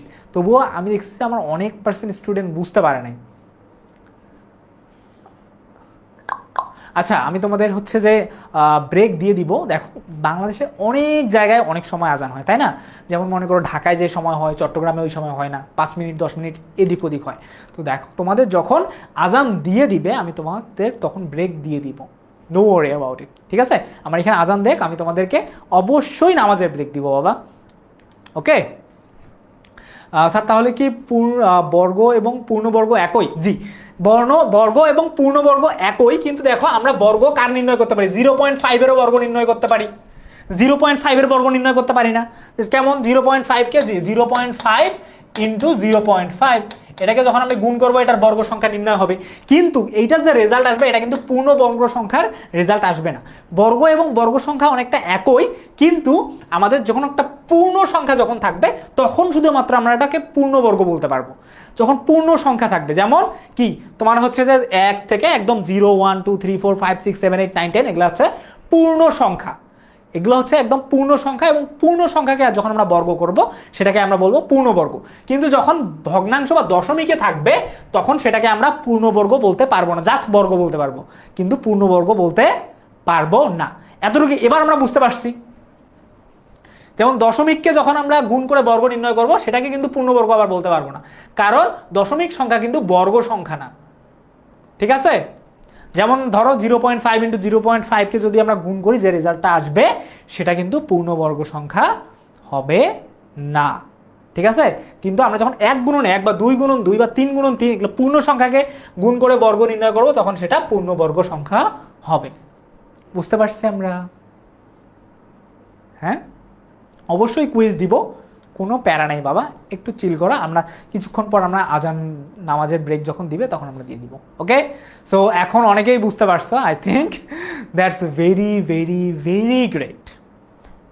সো এরপর দেখি আমাদের পূর্ণবর্গ সংখ্যা। এটা অলরেডি আমরা এখনই পড়লাম যে স্বাভাবিক সংখ্যা। তো স্বাভাবিক বা পূর্ণ সংখ্যা হচ্ছে যে একটা স্বাভাবিক সংখ্যা, যেমন 1, 2, 3। 1 2 3 4 একদম 0 থেকে একদম অসীম পর্যন্ত, 1 2, তারপর 3 4, এরকম করে একদম অসীম পর্যন্ত। ঠিক আছে, যেগুলো সংখ্যা আছে সেগুলোকে স্বাভাবিক সংখ্যা বা পূর্ণ সংখ্যা বলে। আর ওই পূর্ণ সংখ্যাকে যখন আমরা বর্গ করব তখন ওই সংখ্যাকে পূর্ণবর্গ বলে। ঠিক আছে, বুঝতে পারছি? ওকে, গট ইট। বাহ, আমরা হচ্ছে অনেকে, শোনো বাবা শোনো, তোমাদেরকে কুইজ দেয়া হবে, একটু ওয়েট করো, একটু ধৈর্য ধরো, ধৈর্যে নেওয়া ফলে। ঠিক আছে, বাট ধৈর্যে এখানে তোমরা অঙ্ক বুঝতে পারবা। ঠিক আছে, এখন চলো আমরা তোমার হচ্ছে যে বর্গ সংখ্যা ধর্ম নিয়ে পড়াশোনা করবো, যে বর্গ সংখ্যা আসলে কিভাবে হয়, এটা ধর্মগুলো কি কি। ঠিক আছে, এইসব আমরা একটু দেখার চেষ্টা করব। আমি জানি বাবা অনেকে আজান দিচ্ছে, প্লিজ একটু কুল থাকো, আজান দিলেই আমি তোমাদেরকে ব্রেকটা দিয়ে দিব। আমার এখানে আজানটা দেখ, সেম 10 মিনিট সময় তোমরা পাবাই নামাজ ব্রেকের জন্য, নো ওয়ারি, তোমাদের কোনো ইয়া করার দরকার নাই। ঠিক আছে, এখন দেখো আমাদের বর্গ সংখ্যা আর হচ্ছে বর্গমূল।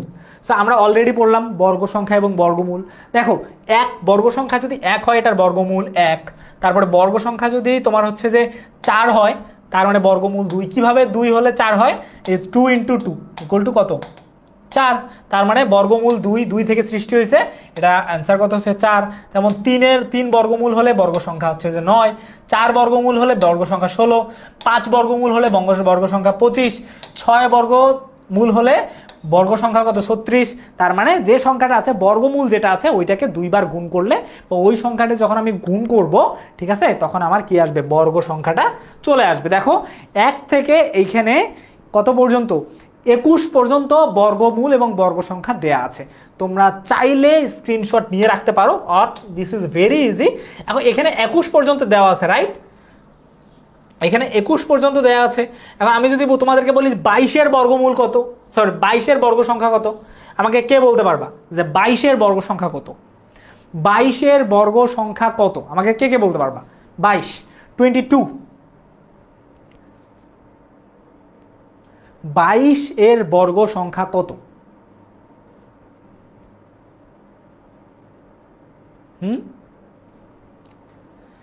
22-এর বর্গ সংখ্যা কত? হ্যাঁ, অনেকটাই ইজি। ঠিক আছে, আমি জানি অনেকটা ইজি, বাট আমরা ছোট মানুষ না, একটু বুঝতে তো কম বেশি হবেই। ওকে, সো দেখো তোমরা সবাই নির্ণয় করো, তোমরা দুইটা সংখ্যা নির্ণয় করো যে 22-এর বর্গমূল কত, 22-এর বর্গ কত, আর একটা হচ্ছে যে 30-এর বর্গ কত। এবং এই দুইটা বর্গ তোমরা নির্ণয় করে তোমরা হচ্ছে যে ক্লাস ডিসকাশন বক্সে লিখে দাও। এবং আমি এখন তোমাদের আজান বিরতি নামাজ বিরতি দিচ্ছি অ্যাকচুয়ালি, যে তোমাদের এখন নামাজ বিরতির অ্যাকচুয়ালি দরকার। ঠিক আছে, সো তোমাদের সবার জন্য আমি এখন দিচ্ছি 10 মিনিটের নামাজ ব্রেক। ঠিক আছে, 10 মিনিটের নামাজ ব্রেক আমি তোমাদেরকে দিচ্ছি। দেখো আমি তো ঠিক 10 মিনিট পর বা 1 মিনিট তোমরা বোনাসও নিতে পারো। সো তোমাদের নামাজটা পড়ে, সবাই নামাজ কালাম পড়ে এই দুইটার অ্যান্সারও আমাকে দিবা, যে হচ্ছে 22-এর বর্গ সংখ্যা কত এবং 30-এর বর্গ সংখ্যা কত। ঠিক আছে, সো এই দুইটা তোমরা এখন নির্ণয় করবা। 10 মিনিট তোমাদের কাছে সময়, তোমরা নামাজ পড়ে আসো, আর এইটাও 1 মিনিটও লাগবে না, এই অ্যান্সারটা তোমরা লিখে দিবা। ঠিক আছে, তো তোমাদের সবার জন্য এখন কি নামাজ ব্রেক স্টার্ট, ঠিক দেখা হবে 10 মিনিট পর। Got it? ওকে, সো এখন তোমাদের জন্য নামাজ বিরতি চলতেছে। ওকে,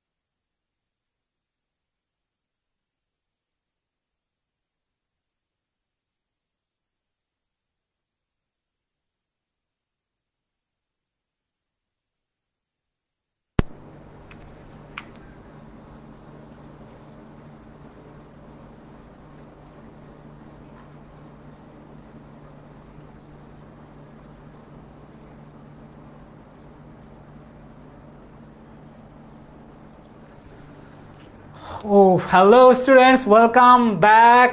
আমরা হচ্ছে যে একটু তোমাদেরকে 2 মিনিট আমি বোনাস দিয়েছিলাম, ঠিক আছে, যেন হচ্ছে যে তোমরা একটু ভালোভাবে রিফ্রেশমেন্ট করতে পারো নামাজ শেষে, যেন একটু ভালোভাবে আরও ব্যাক করতে পারো, কারণ আমরা এখন আরও জটিল ম্যাথে চলে যাবো। ওকে, সো আই এম হিয়ার। অনেকে দেখে আমার থেকে খুঁজতেছিল যে স্যার আপনি কোথায়, স্যার আপনি কোথায়। ওকে, আমি চলে আসছি। আচ্ছা ভাইয়া, তোমারটা চেক করে নাই, আমি সবারটা চেক করছি। আর একটু পর আমি ক্লাসের শেষে আবার সবারটা চেক করে নেবো, কোনো সমস্যা নেই। ওকে, ক্লাসটা শেষ করতে দাও, আবার হচ্ছে যে শুরু করবো। এখন ক্লাস নিব না তোমাদের চেক করবো, বলো তো? আমি যতটুকু পাইলাম ততটুকু চেক করলাম। ফাইনালি ভাইয়া and sir is back. Okay, so আমার কথা বাচ্চা সব কিছু শুনতে এবং দেখতে পাচ্ছি। Is everything fine?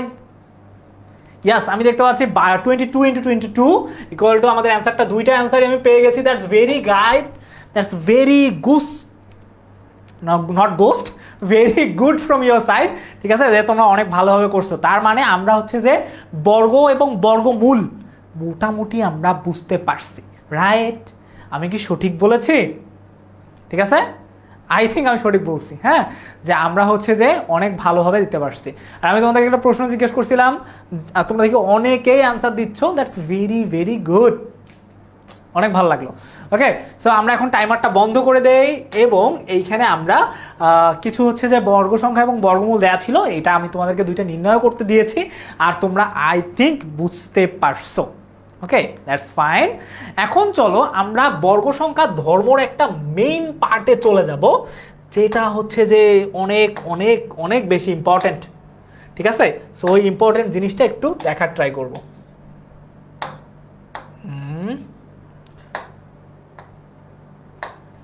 Okay, so একটু দেখি যে বর্গ সংখ্যার ধর্ম, বর্গ সংখ্যার কিছু ধর্ম আছে, কিছু নিয়ম আছে। এই নিয়মগুলো আজকে একটু আমরা দেখার চেষ্টা করবো। সো আমরা 2টা মিনিট আর একটু অপেক্ষা করি, তোমাদের সঙ্গে গল্প করি, একটু মারামারি করি অঙ্ক নিয়ে। ঠিক আছে, সো এরপর হচ্ছে যে আমরা এই ধর্মগুলো আলোচনা করব। ঠিক আছে, ওকে। সো এই যে তোমরা এইখানে তোমার হচ্ছে যে মারামারি করা যাবে না, টেচ আস প্রোগ্রামিং স্যার। অবশ্যই প্রোগ্রামিং নিয়ে আমার অনেক কথাবার্তা আছে। এর পরবর্তী ক্লাস কি আছে? ICT, right? সো আইসিটির টিচারও তো আরিফ ভাইয়াই। স্যার একটা প্রশ্ন ছিল, ইয়াস অবভিয়াসলি প্রশ্ন, তোমাদের প্রশ্নর অ্যান্সার অবশ্যই যদি না জানো কোনো বিষয় নিয়ে, ভাইয়া ইজ হিয়ার, ভাইয়া সবসময় আছে তোমাদের কাছে, কোনো সমস্যা নাই। ঠিক আছে, তোমাদের যে কোনো প্রবলেম হোক, তাই অঙ্ক হোক, প্রোগ্রামিং হোক, সায়েন্স হোক, আমি অবশ্য অলরাউন্ডার না, বাট তোমরা যতটুকু পারো, ঠিক আছে, তোমরা হচ্ছে যে আমার কাছে হেল্প পাবা, কোনো সমস্যা নাই। ঠিক আছে, সো আমরা আশা করি একটু মারামারি পরে করি। ঠিক আছে, আমি এখনও ডাব্লিউডাব্লিউইর জন্য এখনও প্রিপেয়ার্ড না। আগে আমরা ক্লাসটা শেষ করি, ক্লাসটা শেষ করার পর আমরা তারপর মারামারি করব, কেমন? সো দেখো, বর্গ সংখ্যার ধর্ম, বর্গ সংখ্যার কিছু নিয়ম আছে। যেমন আমাদের ধর্ম বলতে কি বোঝায়? আমরা যেসব কাজ করি, যেমন যারা আমরা মুসলিম আছি তারা কি করি? এই যে নামাজ ব্রেক, তার মানে আমরা নামাজ পালন করি, তারপরে হচ্ছে যে ভালো ভালো কাজ করি, হ্যাঁ, খারাপ কাজ থেকে বিরত থাকি, মিথ্যা কথা বলি না, এইসব একটা আমাদের ধর্ম। তারপরে যারা হচ্ছে যে অন্যান্য ধর্মাবলম্বী আছে, তারাও হচ্ছে যে পূজা করে, তারপরে প্রার্থনা করে, হ্যাঁ, তাদের একটা ধর্ম। ঠিক আছে, যেমন প্রতিটা জিনিসেরই একটা করে ধর্ম, ধর্ম মানে তার একটা নীতি বা নিয়ম। ঠিক আছে, সো এই যে ধর্ম, আমাদের বর্গ সংখ্যারও কিছু ধর্ম আছে। এর প্রথম ধর্মটা দেখো, একদম ফার্স্ট যে ধর্মটা আছে সেটা হলো, সেটা কোনো সংখ্যার একক স্থানীয় অঙ্ক। একক স্থানীয় অঙ্কটা বলতে কি? একক স্থানীয় অঙ্ক বলতে যেটা বোঝায় একদম সবার শেষের যে অঙ্কটা, সবার শেষের যে অঙ্কটা। যখন আমরা দেখব যে মনে করো আমার 1000 লিখছি, একদম শেষের যে সংখ্যাটা আছে এই সংখ্যাটাকে আমরা বলবো একক স্থানীয় অঙ্ক। একক স্থানীয় অঙ্ক, যে তোমার হচ্ছে যে একদম সবার শেষের যে সংখ্যাটা থাকবে সেটাকে আমরা বলবো একক স্থানীয় অঙ্ক। এখন দেখো, এই যে শেষের সংখ্যাটাকে আমরা যখন বলবো একক স্থানীয় অঙ্ক, তার মানে যদি 81 হয়, আমার 81-র একক স্থানীয় অঙ্ক তাহলে কত বলো তো? 1, একদম শেষের অঙ্কটা। যদি আমার মনে করো 121 হয়, সাপোজ 121, এইখানে বলো তো একক স্থানীয় অঙ্ক কোনটা? একদম সবার লাস্টেরটা 1। তার মানে সবার লাস্টের যে সংখ্যাটা আছে, লাস্ট ডিজিট যেটা আছে, ঠিক আছে, এই লাস্ট ডিজিট যেটা আছে ওই সংখ্যাটা যদি 1 অথবা 9 হয়, কি হয়? হ্যাঁ, 1 অথবা 9 হয়, কোনো সংখ্যার একক স্থানীয় অঙ্ক যদি 1 অথবা 9 হয়, এর বর্গ সংখ্যার একক স্থানীয় একক হবে কত? 1। ঠিক আছে, আমরা যদি একটু দেখি যে কোনো একক সংখ্যার, যে কোনো একটা একক সংখ্যার, এই যে এইখানে একক সংখ্যা কি কি আছে? 1 আছে, 9 আছে, 11 আছে, 19 আছে। 1 অথবা কি হয়? 1 অথবা যদি 9 হয়, 1 অথবা 9 হয়, যে এই যে সংখ্যাগুলো আছে এইখানে দেখো তো 1 অথবা 9 আছে কিনা। আমি যদি এগুলো একটু মুছে দেই, কোনো একটা বা কোনো একটা সংখ্যার একক স্থানীয় অঙ্ক যদি 1 অথবা 9 হয়, 1 অথবা 9 হয়, যেমন মনে করো 1, তারপর 9, 11, 11 শেষে 1 আছে, 19 শেষে 9 আছে। সো এই যে সংখ্যাগুলো আছে, এই সংখ্যাগুলো যদি 1 অথবা 9 হয়, শেষে একদম শেষের সংখ্যা যদি 1 এবং 9 হয়, তাহলে এর বর্গ সংখ্যার একক স্থানীয় একক সবসময় 1 হবে। বর্গ সংখ্যা, তার মানে এটার বর্গ সংখ্যা কত? 1 × 1, 1 গুণন 1 যদি আমরা করি, তার মানে এর বর্গ সংখ্যা কি? 1। তার মানে শেষে 1 আছে কিনা বলো তো? 1 আছে? 1 আছে? তোমাকে বলতেছি 1 আছে? 1 আছে। তা এখন আমরা দুইটা 9কে যদি গুণ করি, 9 × 9, তার মানে দুইটা 9 সংখ্যাকে আমরা যদি গুণ করি, তার মানে 9 এর বর্গ সংখ্যা কত হবে? 9 × 9, 81। 81, তার মানে শেষে 1 আছে? শেষে 1 আছে, বর্গ সংখ্যা শেষে 1 আছে? আছে? এখন দেখো 11, আমরা যে এই যে 11টা আছে, এখন আমরা কি করব? 11 × 11 কত হয়? 121। 121, শেষে দেখো 1 আছে, এই যে শেষে 1 আছে, এই যে শেষে 1 আছে, এখানে 9 আছে, এই 1 আছে, শেষে 1 আছে, 1 আছে, 1 আছে, 1 আছে, দেখো তো 1 আছে। ধর্মটা বুঝতে পারছি? দেখো একদম ধর্মটা সবথেকে খুব বেশি ইজি, যে কোনো সংখ্যার একক স্থানীয় অঙ্ক, একক স্থানীয় বলতে সবার শেষের যে অঙ্কটা আছে সেটা যদি কি হয়? 1 হয়, সেটা যদি কি হয়? 1 হয়, 1 অথবা 9 হয়, তখন তার বর্গ সংখ্যার শেষে 1 হবে। তা সাপোজ এখন আলাদা একটা আমরা সংখ্যা দেখি, ধরো আমরা 21 দেখব, 21, চলো আমরা দেখি 21। সো 21 × 21 কত হয়? 21 × 21 কত হয় বলো তো? 21 এর বর্গ সংখ্যা কত হবে? 21 এর বর্গ সংখ্যা কত আমাকে জানাও তো? 21 এর বর্গ সংখ্যা কত?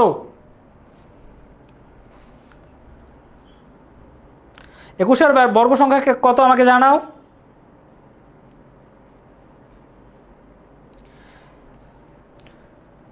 সো 21 × 21 × 21 কত হয়? I think 441, right?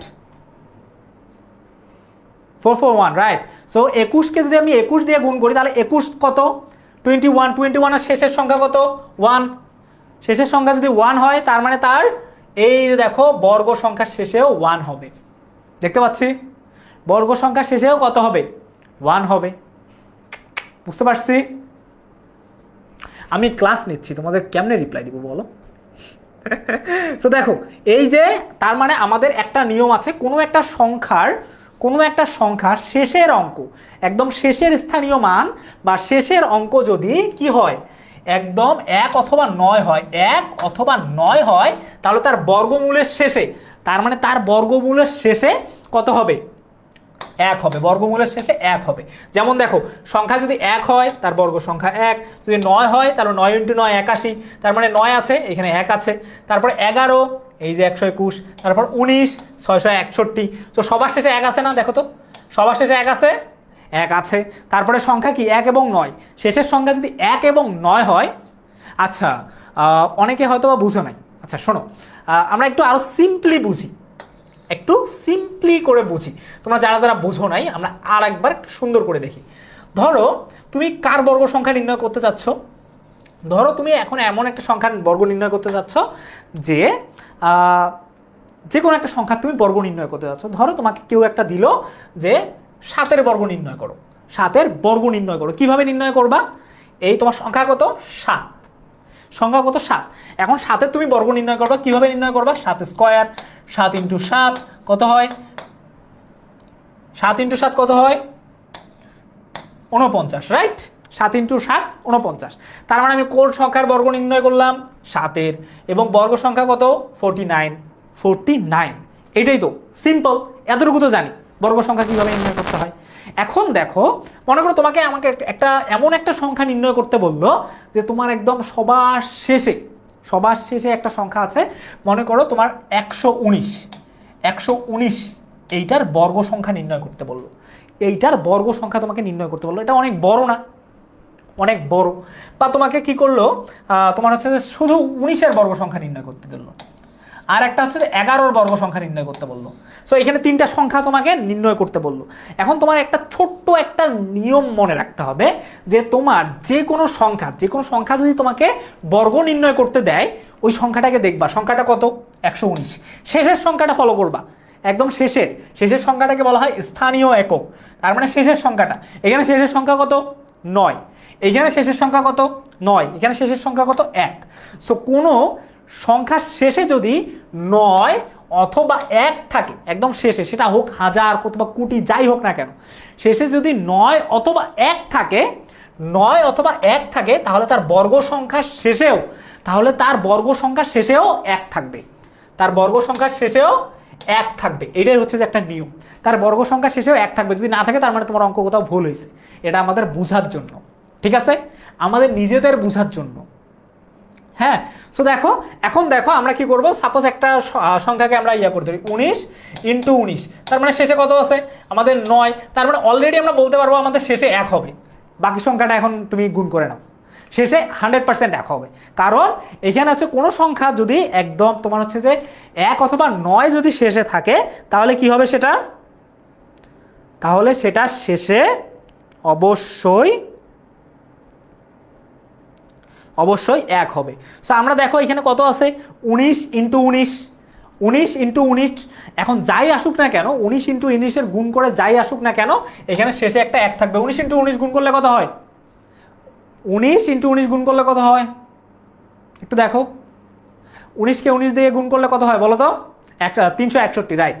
সো 361, শেষে 1 আছে না, 1 আছে, 1 আছে, আচ্ছা 1 আছে, ওকে ফাইন। এখন আমরা কতজন বুঝতে পারছি আমাকে একটু বলো তো? আমরা বুঝতে পারছি যে কোনো সংখ্যার একদম শেষে যদি 1 অথবা 9 দিয়ে শুরু হয়, কোনো সংখ্যার একদম শেষে যদি 1 অথবা 9 থাকে, তার বর্গ সংখ্যার শেষে শুধু 1 থাকবে। এটাই হচ্ছে নিয়ম। এতটুকু নিয়ম না বুঝার আই থিঙ্ক তেমন কিছুই নাই। তবু আমি দেখতে চাই, আমি ক্লাসের শেষে দেখতে চাই যে কোন কোন স্টুডেন্টগুলো আমার আসলে বোঝে নাই এটা জিনিস, ঠিক আছে, আমি তাদেরকে তুলে দেখতে চাই। আমি দেখবো অ্যাকচুয়ালি যে তারা আসলে কোথায় তাদের প্রবলেমটা হচ্ছে, হ্যাঁ, ফর বিং কোয়ালিফাইড। সো দেখো, আমাদের কোনো একটা সংখ্যা যদি 1 অথবা 9 দিয়ে শেষে, কোনো একটা সংখ্যার শেষে, 1-এর আগে তো 0 আছেই, মনে করো এগুলো 0 ধরো। সো দেখো, কোনো একটা সংখ্যার শেষে যদি 1 অথবা 9 থাকে, তাহলে অবশ্যই তার বর্গ সংখ্যার শেষেও 1 থাকবে। যদি তোমার প্রশ্ন আসে, তাহলে যদি কোনো একটা সংখ্যার শেষে 1 অথবা 9 থাকে, তাহলে তার সংখ্যার শেষে কি থাকবে, তাহলে সংখ্যার শেষে অবশ্যই 1 থাকবেই, 1 থাকবেই। কি বোঝো নাই বাবা, এটা জিনিস বোঝো না? আচ্ছা আমি আবার বুঝাই দিব, এখন সমস্যা নেই।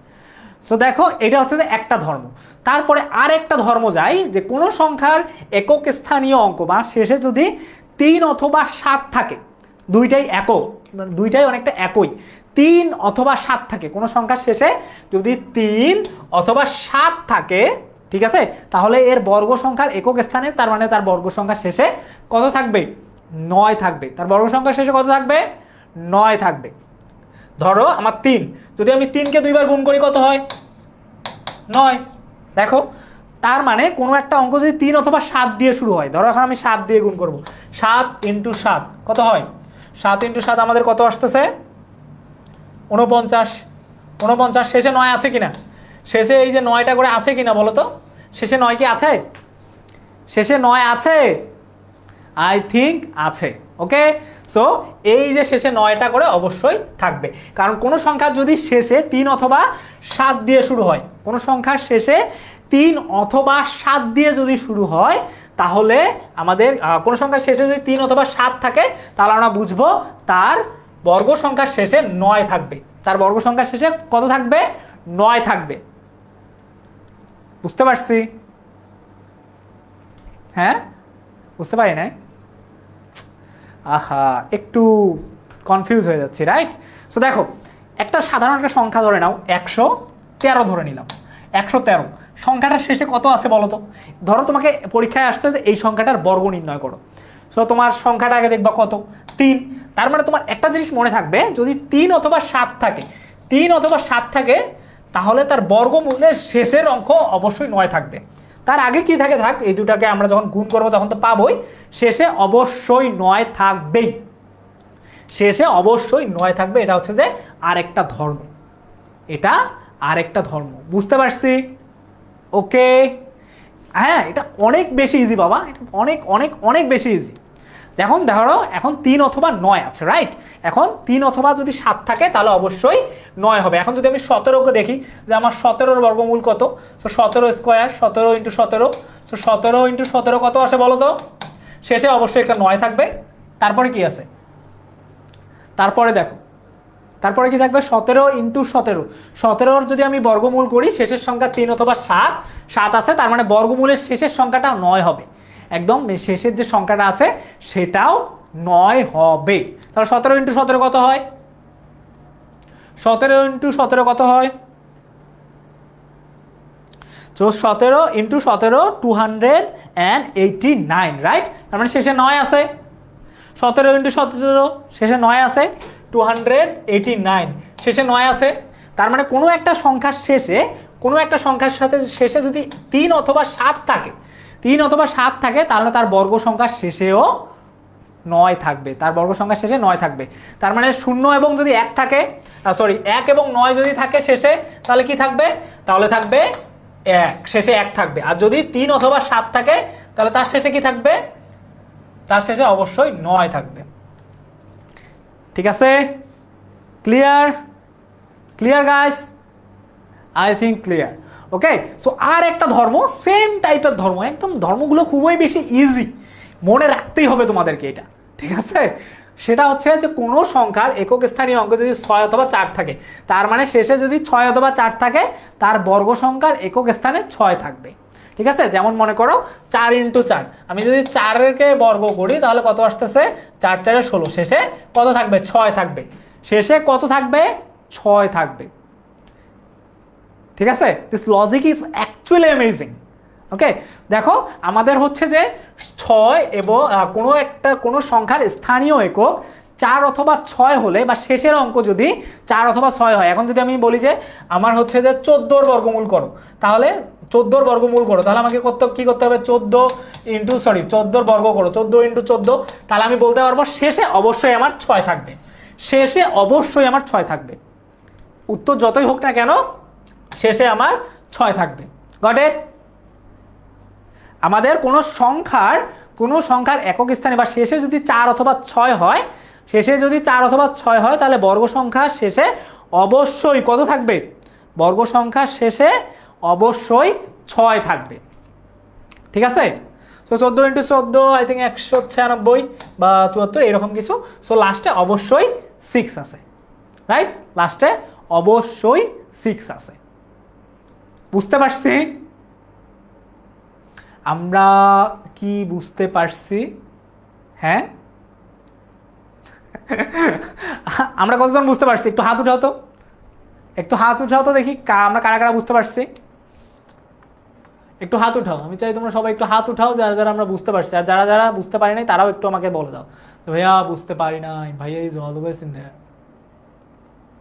ওকে, বুঝতে পারছি কিনা আমাকে একটু জানাই দাও। এখন যদি আমি তোমাদেরকে একটা প্রশ্ন করি যে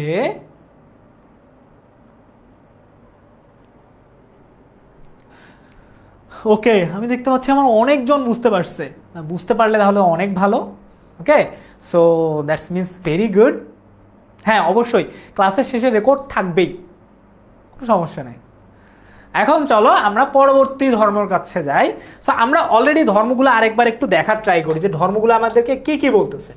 সো প্রথম কি ছিল? 1 এবং যদি 9 থাকে, যদি 1 এবং 9 থাকে আমাদের কত কত থাকে? যদি 1 1 আর 9 থাকে সেক্ষেত্রে আমার বর্গ সংখ্যা শেষে কত থাকবে? 1 থাকবে। সো শেষে বর্গ সংখ্যা শেষে কত থাকবে? 1 থাকবে, রাইট? এরপর আমাদের যদি কত থাকে? এরপর আমরা কি পড়ছিলাম? 3 এবং 7 থাকে, তার মানে আমরা যাব 3 এবং যদি 7 থাকে তাহলে তার বর্গ সংখ্যা শেষে কত থাকবে? অবশ্যই শেষে একদম 9 থাকবে। এবং যদি 4 অথবা 6 থাকে সেক্ষেত্রে আমার বর্গ সংখ্যা শেষে অবশ্যই 6 থাকবে। সো এই জিনিসটা আমাদেরকে মাথায় রাখতে হবে। ঠিক আছে? ঠিক আছে, ওকে। সো আমরা আই থিঙ্ক ধর্মটা বুঝতে পারছি। সো এরপর দেখো যে সংখ্যা সর্ব ডান দিকের অঙ্ক বা একক স্থানীয় অঙ্ক 2, 3 বা 8, 7, ঠিক আছে, আমরা অলরেডি কি কি পড়ছি, 1, 9 পড়ছি, 3, 7 পড়ছি, 4, 6 পড়ছি। তারপরে কোন কোন সংখ্যাগুলো আমাদের বাকি আছে বলো তো? এখান থেকে 2 বাকি আছে, তারপর 3 আছে, 4 আছে, 5 বাকি আছে, তারপর 6 আছে, 7 আছে, 8 বাকি। সো এই 3টা সংখ্যা বাকি আছে, এই 3টা সংখ্যা এখনো বাকি আছে। এই 3টার ক্ষেত্রে আমরা কি কি করব? দেখো 2, 3, 7 বা 8 কোনো পূর্ণবর্গ সংখ্যা নয়। কেন আমি তোমাদেরকে এটা বলি, 2, 3, 8, 7।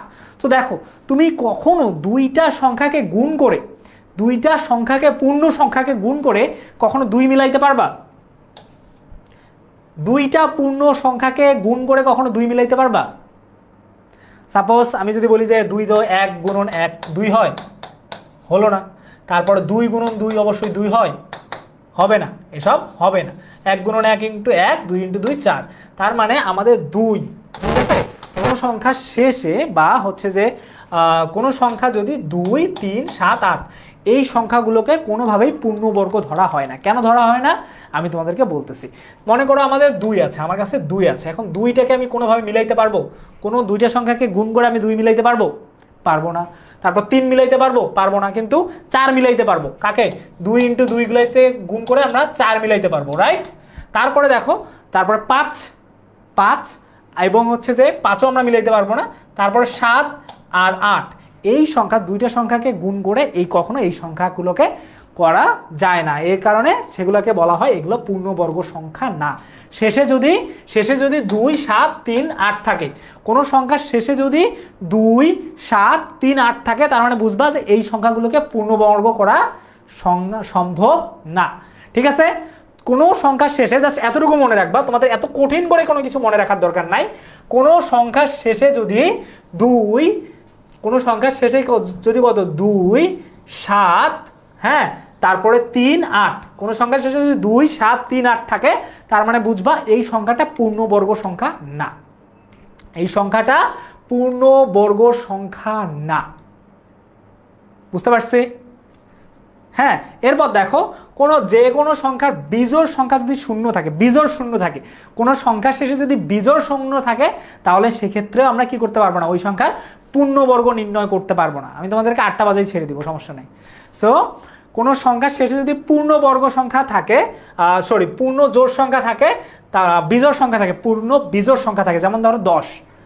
এই 10-এর কি আমি করতে পারবো? এই 10কে কি আমি করতে পারবো, ভাঙতে পারবো? দুইটা সংখ্যাকে গুণ করে কি আমি 10 নিয়ে আসতে পারবো?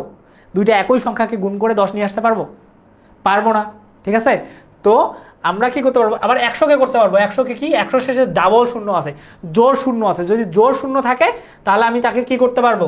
তাকে অবশ্যই বর্গ করতে পারবো। যেমন 10 × 10 = 100। তার মানে এইটা পূর্ণবর্গ। ঠিক আছে, কিন্তু 10 দুইটা পূর্ণ সংখ্যাকে গুণ করে কখনোই 10 আসা সম্ভব না।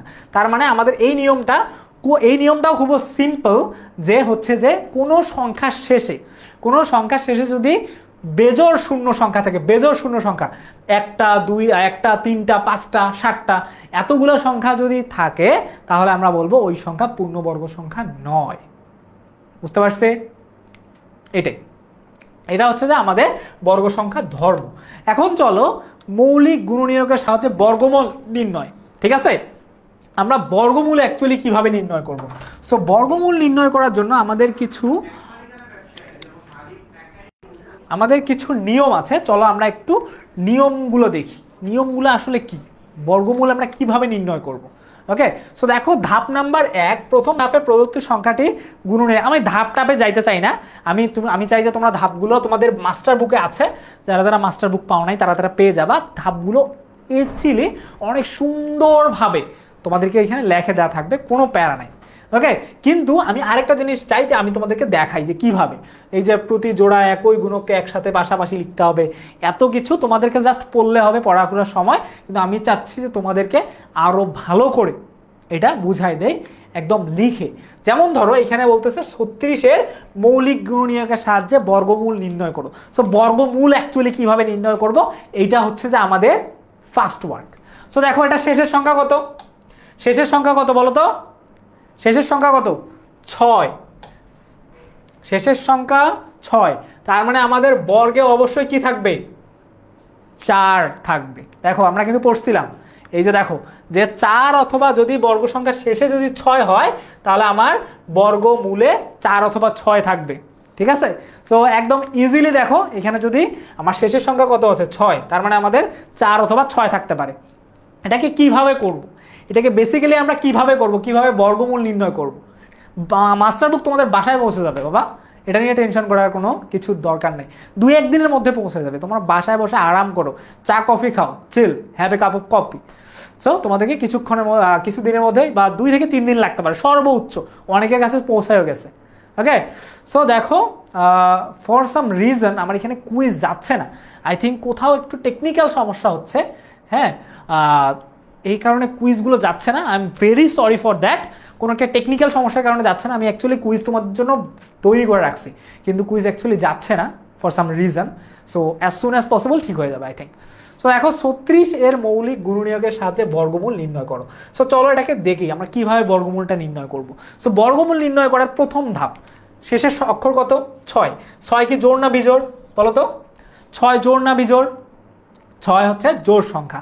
তার মানে আচ্ছা, আগের স্লাইড যেটা আছে এগুলো আমাদেরকে মুখস্থ করার। প্রথমে কি করে সংখ্যাটির গুণনীয়ক বিশ্লেষণ করতে হবে, আগে গুণনীয়ক নির্ণয় করব, তারপর ওই গুণনীয়কগুলোকে একসাথে লিখতে হবে, লিখে এটাকে গুণ করতে হবে প্রতি জোড়ায় জোড়ায় বা যেটা গুণনীয়কের আছে। হ্যাঁ, এটা লিখতে হবে। এরপর প্রাপ্ত গুণনীয়কগুলো ধারাবাহিকভাবে গুণফল করতে হবে। এইটা আমি তোমাদেরকে বুঝে দিচ্ছি, এইটাই বুঝাবো এখন তোমাদেরকে। ঠিক আছে, এই লেখাগুলো। সো আমরা এই জিনিসটা একটু দেখি, এই লেখাগুলো কিভাবে। ঠিক আছে, সো দেখো 36, প্রথমে আমরা কি করবো? 36-এর আগে দেখবো 6টা জোড় নাকি বেজোড় সংখ্যা, জোড় নাকি বেজোড়। এখন 6 আমাদের কি? 6 হচ্ছে যে জোড় সংখ্যা, তার মানে আমি প্রথমে কি করব? এই 36কে 2 দিয়ে ভাগ করব। ঠিক আছে, 36কে আমি কত দিয়ে ভাগ করব? 2 দিয়ে ভাগ করব। সো 2 দিয়ে ভাগ করলে কত আসে বলো তো? কত আসে 2 দিয়ে ভাগ করলে? কত আসে? সো কত আসতেছে? 18। ঠিক আছে, ওকে। সো এখন 18 × 34 আসতেছে। এখন 18টা কি জোড় সংখ্যা নাকি বেজোড়? 18টা কি জোড় নাকি বেজোড়? তাহলে আবার আমরা 2 দিয়ে ভাগ করতে পারি। আবার যখন 2 দিয়ে ভাগ করলে আমাদের কত আসতেছে? 9। ঠিক আছে, আবার আসতেছে কত? 9। এখন কি আমাদের কি এটা ভাগ করা যাচ্ছে? আর কি 2 দিয়ে ভাগ করা যাচ্ছে? এখন বেজোড় না? বেজোড় না। সো আমরা এখন কি করব? 2 দিয়ে যদি না করা যায় তাহলে 3 দিয়ে করতে পারি।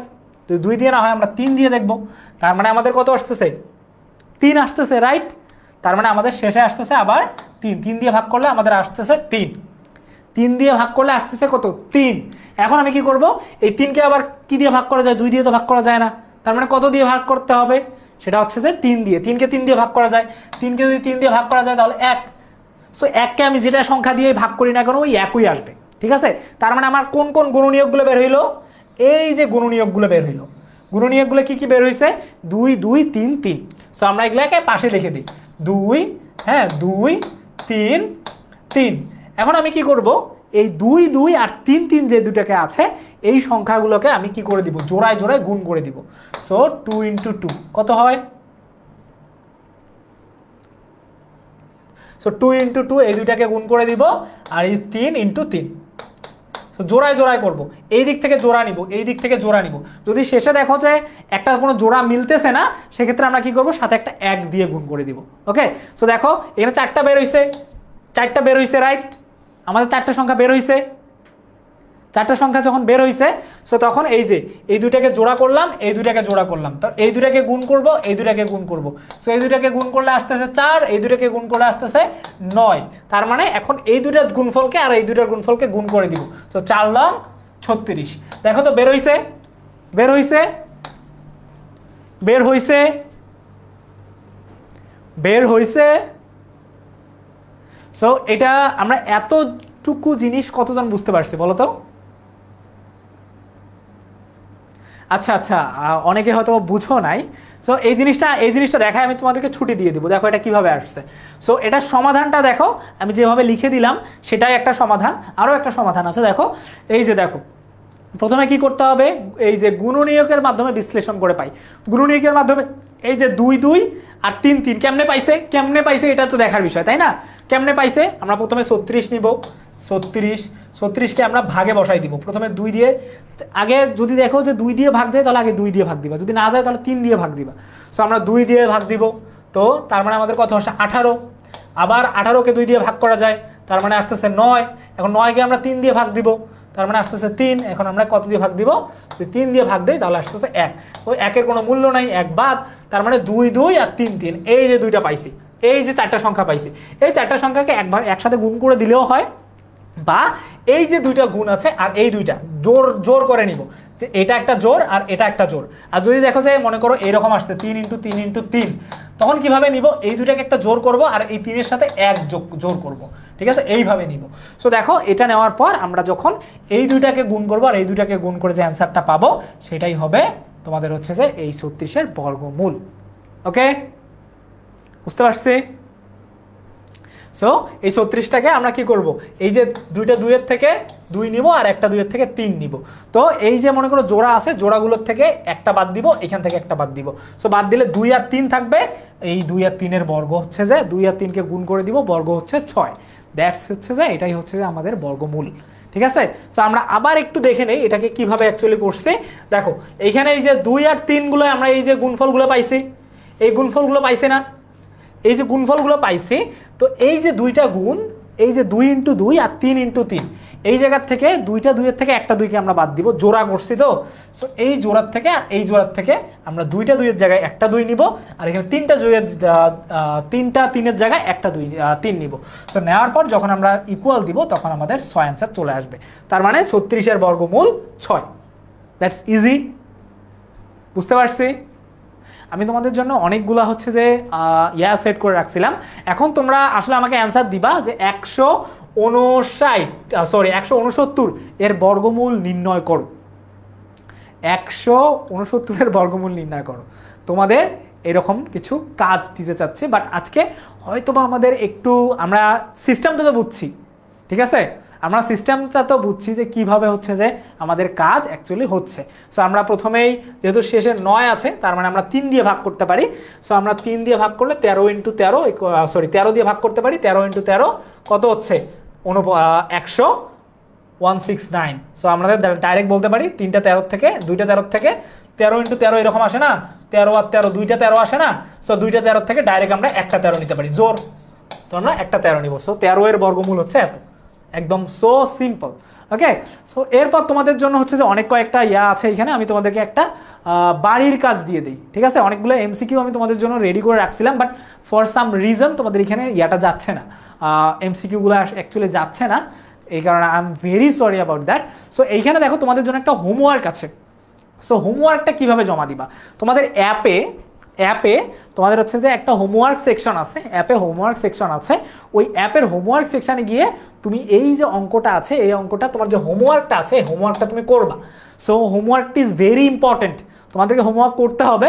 সো তোমরা কি করবা, এই যে হোমওয়ার্কটা করার পর অ্যাপে অনেক সুন্দর একটা হচ্ছে যে হোমওয়ার্ক সেকশন আছে, ওইখানে গিয়ে তোমার খাতাটা ছবি তুলে ওই অ্যাপে সাবমিট করবা, অ্যাপে হোমওয়ার্ক সেগমেন্টে সাবমিট করবা, ঠিক আছে?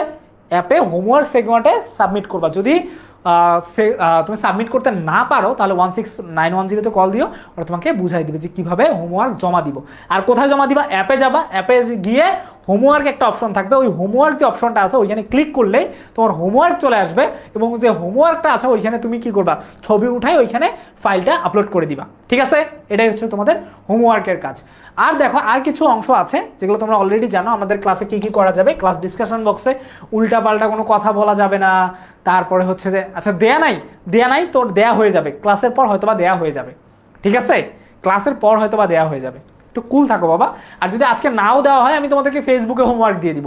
ফেসবুকে যে তোমাদের গ্রুপ আছে, আমি ওইখানে হোমওয়ার্ক দিয়ে দিব, চিন্তা করিও না, ঠিক আছে? আমি তোমাদেরকে দেখিয়ে দিব, ঠিক আছে? আমি তোমাদেরকে প্রয়োজনে এখন অ্যাকচুয়ালি ক্লাসের মধ্যে তো আমি দেখাইতে পারবো না, হ্যাঁ, বাট আমি তোমাদেরকে যদি এইখানে না হয় তাহলে আমরা কি করতে পারবো, আমরা ফেসবুকেও তোমাদেরকে আমি ওটা দেখাই দিব, ঠিক আছে? এগুলো আমরা মেনে চলার চেষ্টা করবো। আর ক্লাসের শেষে দ্যাটস ইম্পর্টেন্ট পার্ট, যে আমাদের হচ্ছে যে ক্লাসের শেষে আমাদের টিচার এবং ওভারঅল টিচার তোমাকে কেমন পড়ালো, তোমার ক্লাসে কোনো সমস্যা আছে কিনা, তুমি টিচারকে তোমার হচ্ছে যে রেটিংয়ের মাধ্যমে তুমি কি করতে পারো, শুধু রেটিং দিয়ে লিখতে পারো যে স্যারের ক্লাস কেমন লাগছে বা স্যারের ক্লাসের কোন দিকটা তোমার খারাপ লাগছে। টেকনিক্যাল ইস্যু হলে তুমি টেকনিক্যাল ইস্যুটা লিখে দিবা, ঠিক আছে, যে ভাইয়া এটা হচ্ছে যে আমাদের প্রবলেম এইটাই, ঠিক আছে? সো তোমাদের হোমওয়ার্কটাও দিয়ে দিব আমি ফেসবুকে কমিউনিটি গ্রুপে দিয়ে দিব, ওইখানে তোমাদের সব কিছু আই থিঙ্ক দেওয়া হয়ে যাবে, ঠিক আছে? সো আজকে এতটুকুই থাকুক, আর হোমওয়ার্ক নিয়ে তেমন একটা প্রশ্ন না করি বাবা, এরপর আগে আরও একটা তোমাদের ক্লাস আছে, ক্লাসের দিকে ফোকাস দাও, নেক্সট ক্লাসে আবার দেখা হবে ইনশাল্লাহ। আজকে আপাতত এতটুকু থাকো, যদি তোমাদের কোনো প্রবলেম মনে হয় just call 16910, okay, they will assist you, right? So আজকের দিনে আপাতত এতটুকুই, অনেকক্ষণ ধরে আমরা ক্লাস নিচ্ছিলাম, হ্যাঁ, আশা করি তোমরা সবটুকু বুঝতে পারছো। তো তোমাদের যে হোমওয়ার্ক দেওয়া হবে ওটাও করে নিও, আর আজকের জন্য এতটুকুই থাকুক, হ্যাঁ, তোমরা সবাই ভালো থাকো, সুস্থ থাকো, দেখা হবে সামনের কোনো একটা ক্লাসে। আল্লাহ হাফেজ।